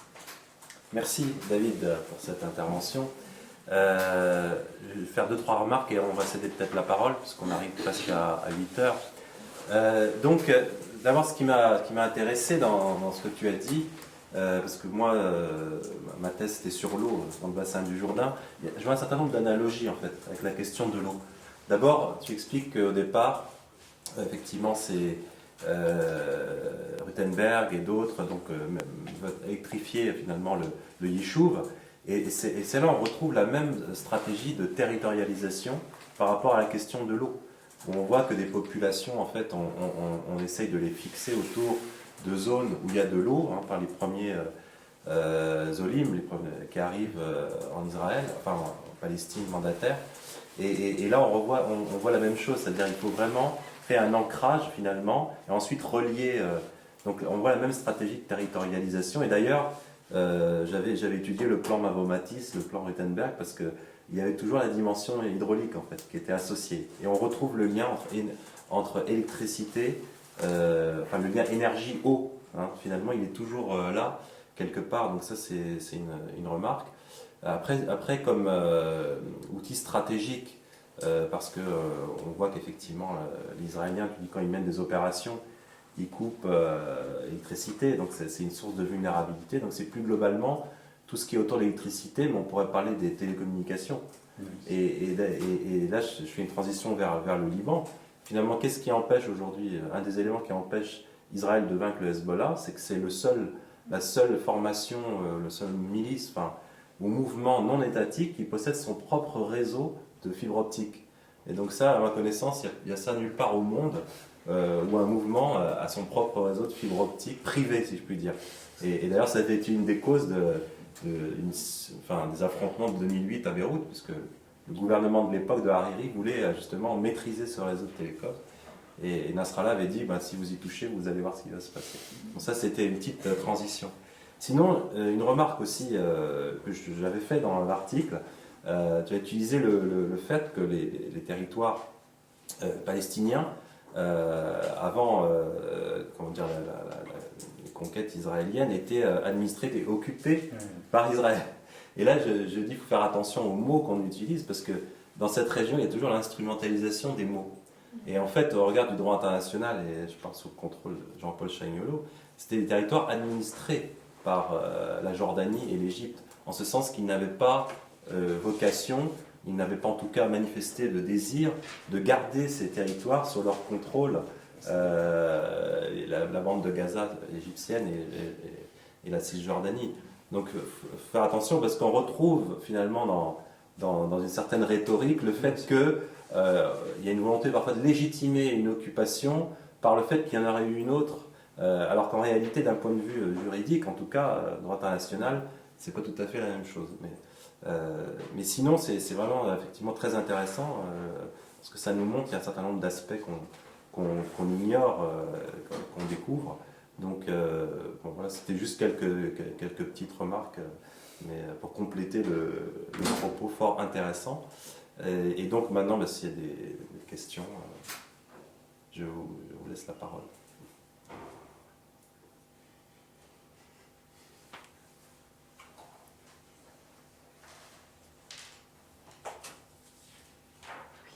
Vous avez évoqué tout à l'heure un pipeline sous-marin entre la Grèce et l'Europe, il me semble, au tout début. Comment la Turquie peut réagir à ça? Parce que comme elle avait menacé justement de représailles militaires par rapport aux îles offshore. De la même manière, en fait. De la même manière, oui. Oui, mais ça reste sur le plan de la rhétorique pour le moment. Déjà parce que le pipeline n'est pas encore, le gazoduc n'est pas encore réalisé. Et puis parce qu'entre le discours de Recep Tayyip Erdogan, entre sa rhétorique très enflammée et ce qu'il fait en réalité, il y a quand même une certaine marge. Alors, je fais justement une transition, parce que c'était une remarque que je voulais faire tout à l'heure pour l'intervention, j'ai oublié, je fais le lien entre vos deux communications. C'est que récemment, on a appris que du pétrole du Kurdistan avait été vendu en Israël. Oui. Et qui a été l'intermédiaire? C'est la Turquie. Donc on voit bien que voilà, il y a la rhétorique, et aujourd'hui, une des principales compagnies aériennes qui dessert Israël, c'est Turkish Airlines. Donc effectivement, il y a toujours la rhétorique, et puis il y a les volumes de commerce, le volume du commerce est quand même de 3 milliards de dollars. Hein. Voilà, même s'il est en chute, mais effectivement, et ça permet de dire que les Turcs, c'est vrai qu'ils sont tous sauf idéologiques, c'est-à-dire le pseudo-califat ou pseudo-néo-ottomanisme, c'est vraiment des pragmatiques à 100%, parce que effectivement, en théorie, avec les Kurdes, ils n'ont pas d'excellents rapports, si on en juge parce qu'il y a en Turquie, même s'il y a des progrès récents à confirmer, mais ils n'hésitent pas à être les meilleurs partenaires commerciaux du gouvernement autonome, et à vendre ce pétrole, y compris en Israël. Donc ça montre le pragmatisme finalement des Turcs, qui ne sont pas du tout... Toujours au cynisme. Oui, tout à fait. C'est vraiment l'intérêt qu'on peut obtenir, et voilà, donc ça c'était par rapport à la politique énergétique, et on observe des choses assez surprenantes.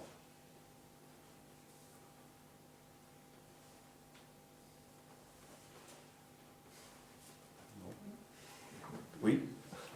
À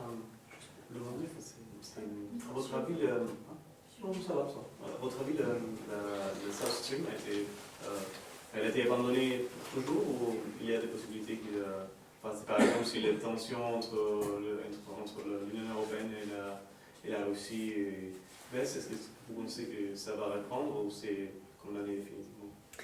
Il faut savoir aussi que le South Stream a été un projet très très coûteux. Donc l'abandonner, alors quand Vladimir Poutine a annoncé qu'il allait l'abandonner, lui il a instrumentalisé cela d'un point de vue politique, il voulait vraiment se montrer comme un tsar comme un tsar qui fait face à l'Europe, etc. Mais en même temps, quand on lit ce qui est écrit sur le South Stream, on voit que finalement ce projet était très très coûteux et que depuis un certain moment, quand même, la Russie se posait la question de est-ce qu'on abandonne, est-ce qu'on n'abandonne pas, etc. Mais on a saisi cette occasion de la crise ukrainienne pour justement annoncer cette position d'abandon. Et aussi, si je ne me trompe pas, il y avait aussi des problèmes avec la Bulgarie, qui a joué un peu un rôle. Tout à fait, des problèmes de transit, tout à fait. Ouais. Oui, il y a eu des pressions, effectivement, sur la Bulgarie notamment, pour plutôt contrecarrer ce projet. Hein. Donc c'est pas parce que la Bulgarie a quand même rejoint l'Union européenne, l'OTAN, etc. Donc c'est toujours une volonté, c'est vrai, de contrecarrer un peu ces projets. Et justement, quand l'annonce a été faite début décembre, on était en train de boucler le dossier, donc on l'a mis in extremis. Sinon, c'est dommage, il serait sorti sans cette annonce, qui est quand même un élément important finalement de l'avenir de ce qui se passe. Et je fais une remarque, puisque je parlais de l'eau, j'ai oublié de faire ce petit point, et ça touche aussi au droit international. C'est vrai que autant ils peuvent agir, les Israéliens, pour faire pression au niveau de l'électricité, parce que certes, ça va susciter un certain élan international, en tout cas ça va focaliser un peu l'attention, mais pas autant que l'eau. Parce que finalement, aujourd'hui, si vous voulez couper l'eau, entre guillemets, là, ça pourrait être un sujet beaucoup plus grave, peut-être être amené devant la Cour pénale internationale, puisqu'on en parle de plus en plus. Et là, c'est vrai qu'ils ne peuvent pas vraiment utiliser cette arme de l'eau. Ils peuvent peut-être limiter un petit peu la possibilité d'acheminement, parce que Gaza reste quand même assez dépendante à ce niveau-là d'Israël. Mais ils ne peuvent pas totalement couper l'eau, parce qu'en droit international humanitaire, c'est considéré comme un crime de guerre. Donc en revanche, l'électricité, sauf erreur de ma part, ça n'a pas la même importance, enfin en tout cas la même criminalisation en droit international humanitaire. Donc c'est vrai que c'est un moyen de substitution pour faire pression plutôt qu'utiliser cette arme qui est quand même beaucoup plus redoutable. Il y a surtout l'idée que si vous coupez l'eau, en quelques jours, vous pouvez décimer une population.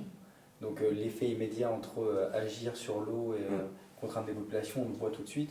Alors que là où c'est plus intéressant sur l'électricité, c'est que on peut très bien, en général, on peut très bien vivre sans, mais ça pose d'énormes problèmes et c'est comme ça que ça passe un peu mieux, si j'ose dire. Vous avez évoqué à la fin de votre discours le gisement sur les côtes de Gaza et comment le Hamas a récupéré un peu la politique électrique par rapport à la base d'Eshkenaz.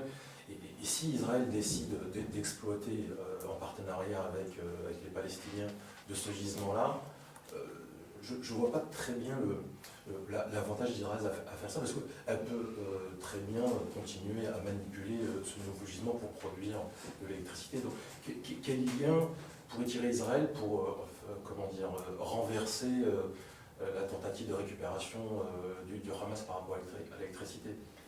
En fait, au départ, les Israéliens voulaient exploiter Gaza Marine d'abord pour eux. Oui. Parce que, en fait, au début des années 2010, les Israéliens dépendaient énormément du gaz égyptien. Puis, suite en fait, à la fin du régime de Moubarak et les attentats dans le Sinaï, l'Arab Gas Pipeline dont on parlait a été attaqué et les approvisionnements en gaz d'Israël ont été interrompus très vite. Donc Israël a été contraint d'exploiter beaucoup plus rapidement ces gisements de gaz et les gros gisements qu'il avait découverts, donc Léviathan et Tamar, n'étaient pas du tout en état pour être exploités. Donc en fait, les Israéliens ont eu une année 2012 très compliquée parce qu'ils n'avaient absolument aucune autre source d'énergie. Et c'est à ce moment-là qu'ils ont parlé avec l'autorité palestinienne d'exploiter Gaza Marine pour essayer justement de faire bénéficier les Palestiniens de sa technologie pour l'exploiter. En échange, les Israéliens prennent une partie mais qu'ils l'achètent et les Palestiniens gardent une partie pour produire de l'électricité. L'idée maintenant, ce n'est plus du tout le cas. C'est pour ça que le gisement reste inexploité. Mais dans la tête de certains Israéliens, et notamment c'est Lieberman qui a fait, donc l'actuel ministre des Affaires étrangères, qui a fait une sortie là-dessus, qui a très vite compris que le Hamas instrumentalisait cette dépendance électrique et a expliqué que lui voulait une rupture totale de la bande de Gaza avec l'État d'Israël. Parce qu'il expliquait, il avait raison là-dessus, que si Israël n'était plus engagé physiquement, n'était plus là physiquement à Gaza, pour autant c'était Israël qui fournissait l'eau, l'électricité, qui envoyait les nourritures par les points de passage, puisque le point avec l'Égypte est quasiment fermé, on ne laisse rien passer, pratiquement rien passer.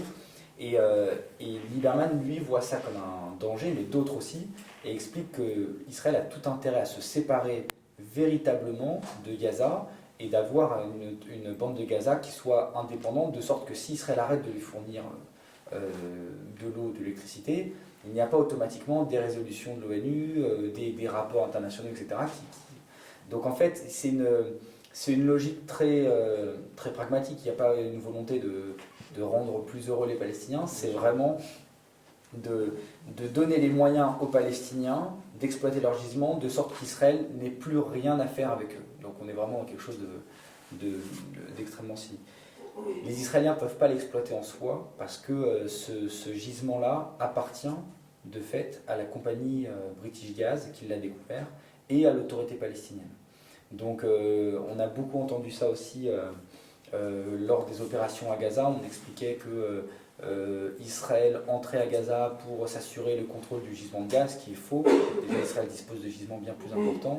Et surtout, selon le droit international, ce gisement appartient en partie à l'autorité palestinienne, à hauteur, il me semble, de 30 ou 40%, et presque aux 2 tiers à British Gas. Donc il y a des choses qui ne peuvent pas se faire, et la logique israélienne étant vraiment de permettre aux Palestiniens de se débrouiller seuls, de ne plus rien à faire avec eux. Mais par contre, ce que tu dis, alors effectivement, il y a un pragmatisme, mais d'un point de vue politique, l'objectif de la communauté internationale, entre guillemets, c'est justement d'affaiblir le Hamas quand même sur Gaza, hein, et de faire remonter la cote, si je puis dire, de l'autorité palestinienne. Et c'est ça la difficulté finalement, parce que si on réduit la possibilité d'approvisionnement en électricité, nourriture, eau de la population, est-ce que ça ne va pas encore renforcer l'emprise du Hamas, ou même du djihad islamique qui est encore plus radical et proche de l'Iran finalement. Et c'est ça, c'est le dilemme finalement israélien.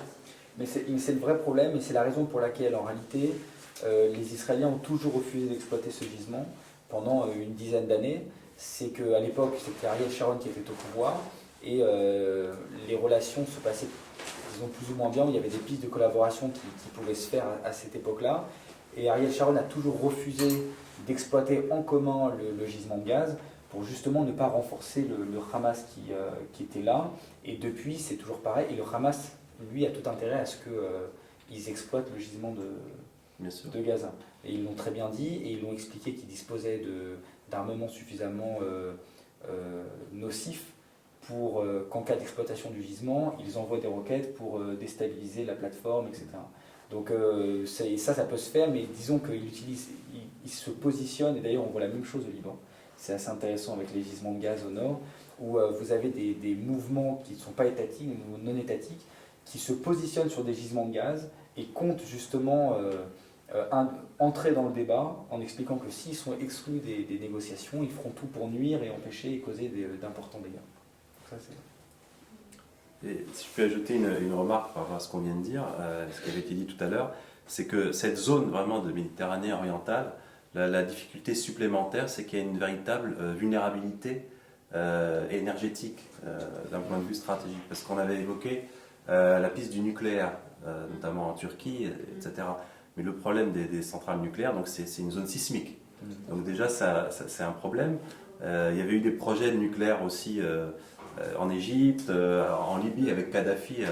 La France était très enthousiaste pour lui livrer tout ce qu'il fallait. Et le problème, c'est que voilà, c'est une zone quand même relativement conflictuelle, ou en tout cas, et ça c'est un premier problème. La centrale d'Ashkelon, effectivement, on y fait référence, mais c'est aussi là qu'il y a, je crois, se faire de ma part, la plus grande usine de dessalement d'eau de mer en Méditerranée. Donc, et là, le problème aussi, c'est une vulnérabilité stratégique je dirais à la limite presque moins du Hamas que du Hezbollah, qui dispose, à mon avis, d'un arsenal assez important, qui a les capacités d'envoyer, à mon avis, des missiles assez loin. Et c'est ça, finalement, la difficulté. C'est pour ça que ceux qui travaillent sur les questions énergétiques, en général, disent qu'il faut favoriser un mix énergétique, justement, de diversification, pour ne pas être trop dépendant d'une solution. Et au niveau de la question de l'eau, d'ailleurs, c'est exactement la même chose. Donc là, la politique aussi régionale est complexe, parce que les centrales électriques, c'est bien, mais ça reste quand même assez vulnérable. Mais c'est surtout que les Israéliens ne font absolument pas ça. C'est-à-dire que le mix énergétique israélien dépend souvent d'un seul ou deux acteurs pour l'approvisionnement en pétrole. Et le mix électrique, c'est la même chose. C'est-à-dire que les Israéliens se sont repliés sur eux-mêmes. L'expérience égyptienne et d'importation du gaz égyptien les a un peu troublés.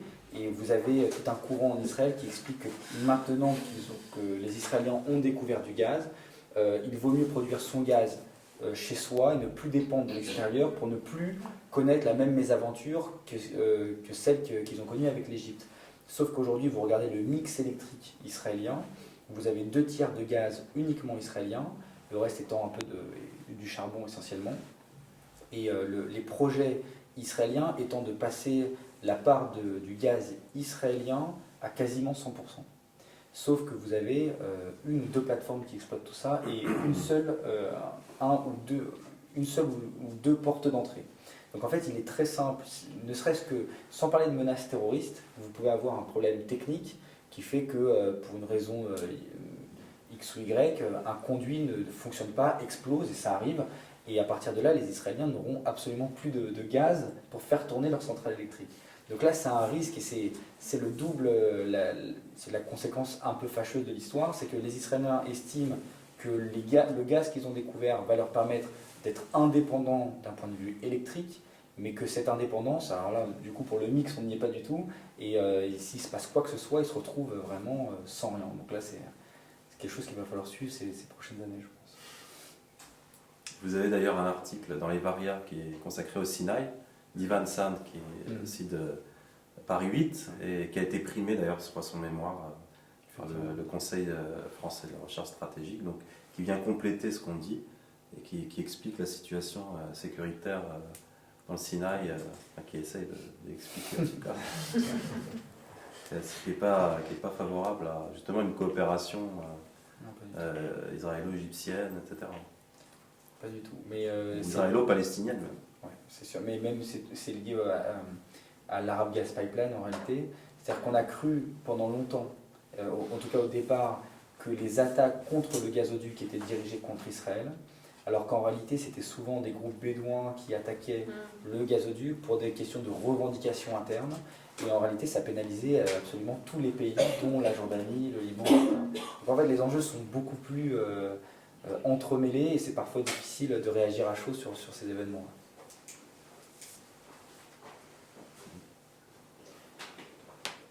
Oui. Mais aussi de ce gisement au Méditerranée orientale, il y a peut-être encore un conflit pour de délimitation de cette zone entre Liban et Israël. Il y a un triangle encore réclamé par les uns et les autres. Et puis, est-ce que cette zone, ce gisement se situe entièrement dans la zone économique exclusive de 200 miles au-delà des côtes selon les protocoles? Je vais faire une remarque, après je laisserai mes collègues. Effectivement, il y a un problème de délimitation qui n'est pas très clair. Alors, j'ai vu, il y a eu un dialogue entre Chypre et le Liban, par exemple. Il y a des communications régulières, donc ça, c'est une bonne chose. Mais comme il n'y a pas de conflit, de contentieux majeur entre les deux pays, c'est facile. Mais effectivement, le gros problème, c'est entre Israël et le Liban, puisqu'ils n'ont pas de relations diplomatiques. Et effectivement, en plus, la situation politique interne libanaise assez complexe ne favorise pas du tout une avancée dans ce domaine, puisque vous savez peut-être qu'il n'y a pas de président actuellement, il y a une vacance de la présidence, et puis le Premier ministre, il danse un peu sur un volcan, il doit arbitrer entre les différentes tendances, et c'est vrai qu'il y a aussi une instrumentalisation interne, auquel on pourra ajouter les lourdeurs administratives, d'autres points. Donc ça, c'est vrai qu'il y a ce problème juridique qui est là, l'instrumentalisation politique derrière, les risques de confrontation éventuellement.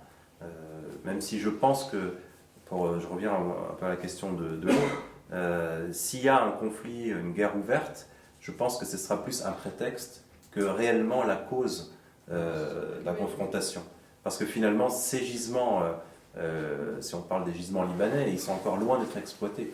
Donc il faudrait qu'ils puissent l'être, et ça, ce serait encore une autre paire de manches. Et quand bien même il serait exploité, il faudrait voir réellement si ça changerait quelque chose pour le Liban ou pas. Donc il y a beaucoup d'incertitudes. Comme d'ailleurs les gisements chypriotes, il y a beaucoup d'incertitudes sur leur capacité à pouvoir tous les exploiter, éventuellement à exporter. Donc en tout cas, ça reste quand même un sujet de confrontation. Et autre chose sur cette délimitation, en fait en 2010, quand Chypre et Israël ont signé un accord sur la délimitation de leur zone économique exclusive, donc, la Turquie, donc Recep Tayyip Erdogan, avait dit que au moins la République de Chypre du Nord avait au moins un droit de regard sur ces négociations, parce que, selon lui, l'accord qui a été signé empiète en fait sur la zone économique exclusive de Chypre du Nord. Donc, en fait, on est en train de priver Chypre du Nord aussi de sa part de ses gisements gaziers. Donc, c'est une dispute qui implique beaucoup d'acteurs, en fait. Et pour répondre à vos questions sur la localisation des gisements, les deux plus importants gisements de gaz qui ont été découverts en Méditerranée orientale, que sont Léviathan et Tamar, se situent pleinement et à 100% dans la zone économique exclusive israélienne. Il y a eu une période d'incertitude en fait au moment des découvertes, c'est-à-dire qu'ils avaient découvert les points de forage, mais il fallait déterminer d'un point de vue très précis l'étendue des gisements. Et en fait, les cartes que met à disposition d'ailleurs le site du ministère de l'énergie israélien, mais pas que, les industriels également, montrent très clairement que les gisements de gaz se situent dans la ZEE israélienne. Mais pour autant, ça ne met pas fin au conflit, puisque le Liban estime, et a raison, puisqu'il y a une étude en 2010 qui a été publiée par un institut américain, qui expliquait qu'il y avait 3000 milliards de mètres cubes dans cette zone-là. Et actuellement, il y a un tiers de ce potentiel qui a été découvert. Donc vous avez potentiellement 2000 milliards de mètres cubes qui restent à découvrir. Donc ce qui explique aussi, donc l'étude a été publiée en 2010, ce qui explique aussi l'intérêt de la Turquie notamment, mais d'autres, et du Liban, de s'intéresser et d'entrer dans la Méditerranée orientale. Donc en fait, le conflit est toujours ouvert, rien n'a été encore découvert dedans, puisque personne n'y va, pour éviter les tensions. Mais pour autant, il y a des choses qui peuvent exister. Oui, et pour revenir sur cette potentielle conflagration, en fait, il faut voir que le Hezbollah, donc Nasrallah, intègre très clairement cette question des gisements de Méditerranée orientale dans son discours. C'est-à-dire à chaque fois qu'on va parler d'Israël, d'une potentielle guerre avec Israël, dit voilà, une des raisons supplémentaires pour faire une guerre contre Israël, c'est justement que Israël met la main sur les gisements auxquels nous avons droit. Donc c'est un élément de discours très fort. Et dans l'hypothèse d'une découverte d'un gisement plus élargi, donc qui rentre dans les eaux internationales, alors est-ce que c'est le droit de la mer qui est dit, ou c'est plus un élargissement des ZEE, des zones économiques exclusives en prévision?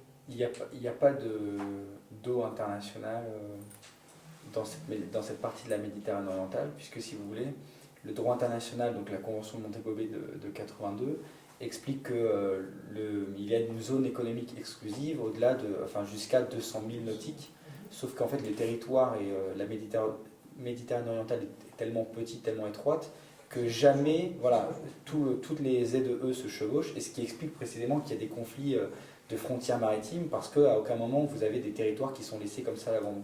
Donc tous les gisements trouvés dans cette partie-là du monde vont être à un moment donné revendiqués par un État. Quand les deux États s'entendent, ça peut être réglé très simplement. C'est le cas d'Israël et de Chypre, puisque le gisement Aphrodite, moi les cartes que j'ai vues montrent que l'étendue du gisement se situe à cheval sur la frontière israélienne et israélo-chypriote. Et les autorités israéliennes et chypriotes ont convenu d'un partage équitable en fonction de la localisation du champ à droite et à gauche de la frontière. Un même cas de figure difficilement envisageable avec le Liban. C'est pour ça que personne n'y va.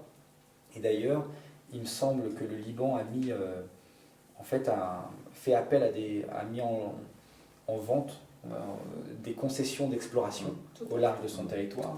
Et en réalité, ça fait... alors, bizarrement, il y a beaucoup d'acteurs qui se positionnent, mais en fait, ça fait 2 ans que la décision doit être rendue. C'est-à-dire qu'à chaque fois, c'est repoussé parce qu'il y a une incertitude sur les gisements, sur les concessions qui sont proches de la frontière, et les Israéliens en font pareil. C'est-à-dire que quand ils mettent en vente des concessions, il y a toute la partie qui est litigieuse, ils ne la mettent pas parce qu'ils estiment que ça peut être dangereux. Donc après, il y a la question de si je fore à un endroit, vous savez, le droit à qui appartient le gisement, c'est toujours très compliqué parce que vous pouvez pomper à un endroit, et en réalité, la poche est beaucoup plus étendue, et c'est ça que craignent, à mon avis, dans la rhétorique du Hezbollah, c'est ça, c'est-à-dire ils pompent chez eux, mais en réalité, ils nous volent chez nous. Et c'est ça qui est compliqué puisque les gisements sont très au nord, donc c'est ça la suspicion. Mais bon, c'est des questions qui vont rester ouvertes à un petit moment, je pense. Et encore une fois, on retrouve la question de parallèle avec l'eau, parce qu'avant cette histoire de découverte qui est Il y récente, avait la question du Liban. voilà, c'est-à-dire que quand il y avait effectivement le fameux discours de Nasrallah en septembre 2006, donc, où il vient célébrer sa victoire entre guillemets contre Israël, il met en avant 3 enjeux pour dire qu'on pourra un jour arrêter le conflit s'il y a la libération de tous les prisonniers encore détenus, etc. La question de Jérusalem, la question de l'eau, pour montrer que finalement il se positionne comme un défenseur du Liban avant d'être un défenseur de sa communauté, etc. Mais d'ailleurs, la question des gisements énergétiques revient et récurrente dans les débats internes, puisqu'à chaque fois le gouvernement actuel est mis en accusation parce qu'il ne prend pas les bonnes décisions pour exploiter, de peur qu'Israël réagisse. Et en fait, c'est celui qui sera le plus virulent en expliquant que moi, le défenseur du vrai Liban, du Liban... Plus patriote que moi. Voilà, exactement. Et en fait, c'est marrant de voir, c'est même surprenant de voir comment des questions énergétiques qui ne sont pas à la hauteur, enfin qui ne sont virtuels déjà. Sont virtuels, ouais. Parce qu'au final, les gisements libanais n'ont pas été. Il n'y a pas de gisement libanais qui existe.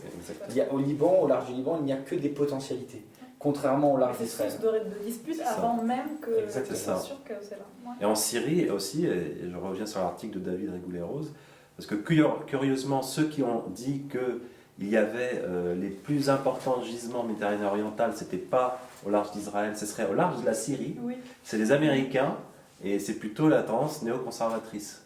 Donc c'est intéressant de voir quand même que est-ce qu'ils n'ont pas instrumentalisé aussi cette question énergétique.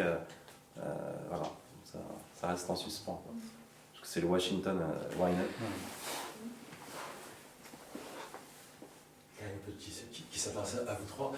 Par rapport à cette émergence de politique énergétique, comment réagit l'Arabie Saoudite? Parce qu'on ne peut pas parler d'écarter l'Arabie Saoudite dès qu'on parle d'énergie. Comment l'Arabie Saoudite réagit ou réagirait par rapport à l'émergence de cette politique énergétique en Méditerranée? Il faut bien comprendre, c'est-à-dire qu'on parle de potentialité, gisement, etc. Mais pour l'Arabie Saoudite, à l'échelle de l'Arabie Saoudite, c'est une goutte d'eau. Et surtout, on parle essentiellement de gaz. Et le gaz naturel, c'est une ressource qui s'exporte très mal ou difficilement à un coût très, très élevé. D'ailleurs, c'est une piste envisagée par les Israéliens, c'est de liquéfier le gaz pour l'exporter en Asie notamment. Et on n'est pas du tout dans les mêmes rapports à l'énergie. Donc ça ne va rien changer à l'équilibre mondial de la scène énergétique. Si vous voulez, vous avez un nouveau foyer avec des potentialités énergétiques importantes, mais c'est surtout important pour les acteurs régionaux. L'Arabie Saoudite joue sur une échelle beaucoup plus large, qui est celle de l'échelle mondiale, et on le voit d'ailleurs dans les rapports de force et les rivalités actuelles avec la chute du cours.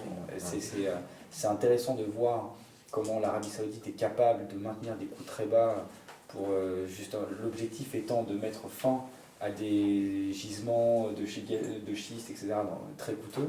Donc en fait, on est dans d'autres rapports et on a souvent on fait l'erreur de considérer le Moyen-Orient comme enfin, la même chose que le Proche-Orient. D'un point de vue énergétique, ça n'a absolument rien à voir.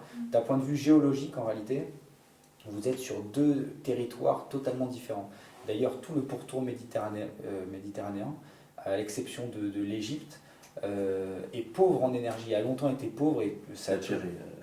Alors, le pourtour Ouais. méditerranéen Proche-oriental. Pardon. Donc tout ça est très, on l'a dit, la Turquie n'a absolument, enfin pratiquement rien. La Syrie exploite, mais beaucoup, enfin de l'autre côté de son territoire. Et c'est en déclin. C'est ça, c'est en déclin. Le Liban n'a rien et importe énormément. Et Israël, pendant très longtemps, il faut savoir que les Israéliens ont foré pendant un demi-siècle sans jamais trouver. Ils ont fait plus de 500 forages partout. Et ils ont même foré, d'ailleurs pour l'anecdote, au large de Gaza, à proximité du gisement qu'ont découvert les Palestiniens quelques années plus tard. Donc c'est quelque chose de vraiment nouveau, mais déjà les quantités qui ont été découvertes d'abord, et ensuite le type d'énergie qui est découvert fait que ça reste surtout une énergie de proximité hein, qui va être exploitée surtout, qui va avoir des enjeux régionaux. Et une autre anecdote, dans le débat public libanais, certains groupes accusent l'Arabie Saoudite de faire pression sur le gouvernement libanais pour justement retarder l'exploitation des gisements, enfin la délimitation déjà des zones économiques exclusives, parce que selon eux, l'Arabie Saoudite veut absolument empêcher que ces pays aient accès à l'énergie. On n'a aucune preuve aujourd'hui que l'Arabie Saoudite exerce cette pression, mais on voit bien comment certaines choses peuvent être instrumentalisées dans le débat public.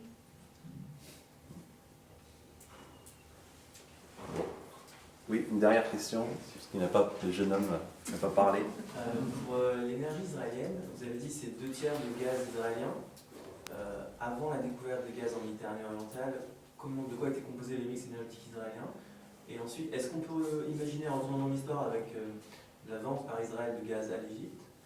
Et enfin, dernière question, est-ce que la centrale nucléaire de Dimona joue un rôle là-dedans, dans tout ça? Alors, avant la découverte, c'était essentiellement du charbon. Toutes les centrales électriques, c'était un mix entre charbon et produits pétroliers. Et pour des raisons géopolitiques, les Israéliens ont favorisé le charbon, parce que si vous regardez la carte des principaux gisements et producteurs de charbon, elle est beaucoup plus agréable d'un point de vue israélien que celle de que la carte des producteurs de pétrole. Donc ça a tout de suite été du charbon. Pour votre deuxième question, qui était, pardonnez-moi, sur la vente éventuellement à l'Égypte de gaz israélien.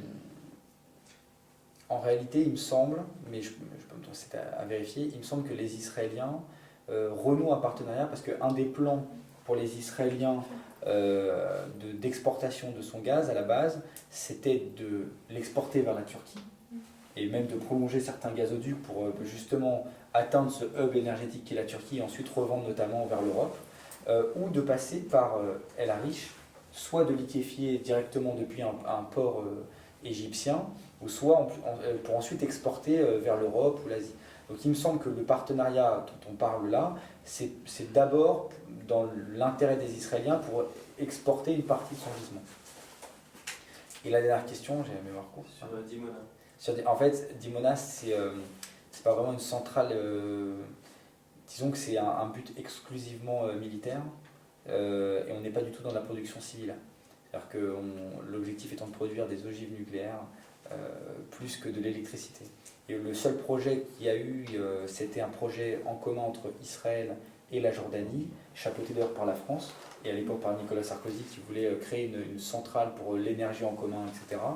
Et en fait, c'est arrivé, il y a une discussion qui a eu lieu quelques mois avant l'événement au Japon, vous savez, Fukushima, et à partir de là, Netanyahou, qui était déjà en place à l'époque, avait déclaré que compte tenu des dangers sismiques qu'il y avait, ce dont on parlait en Israël, il était hors de question d'aboutir, d'arriver sur ce genre de problème.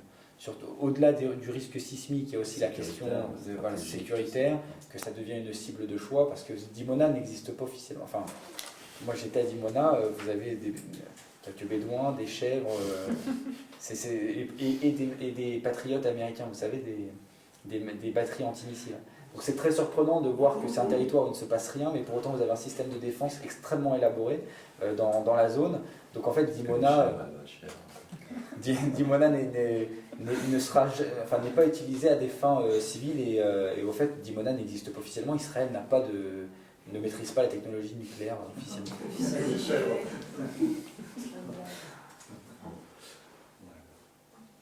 Merci. Merci à vous.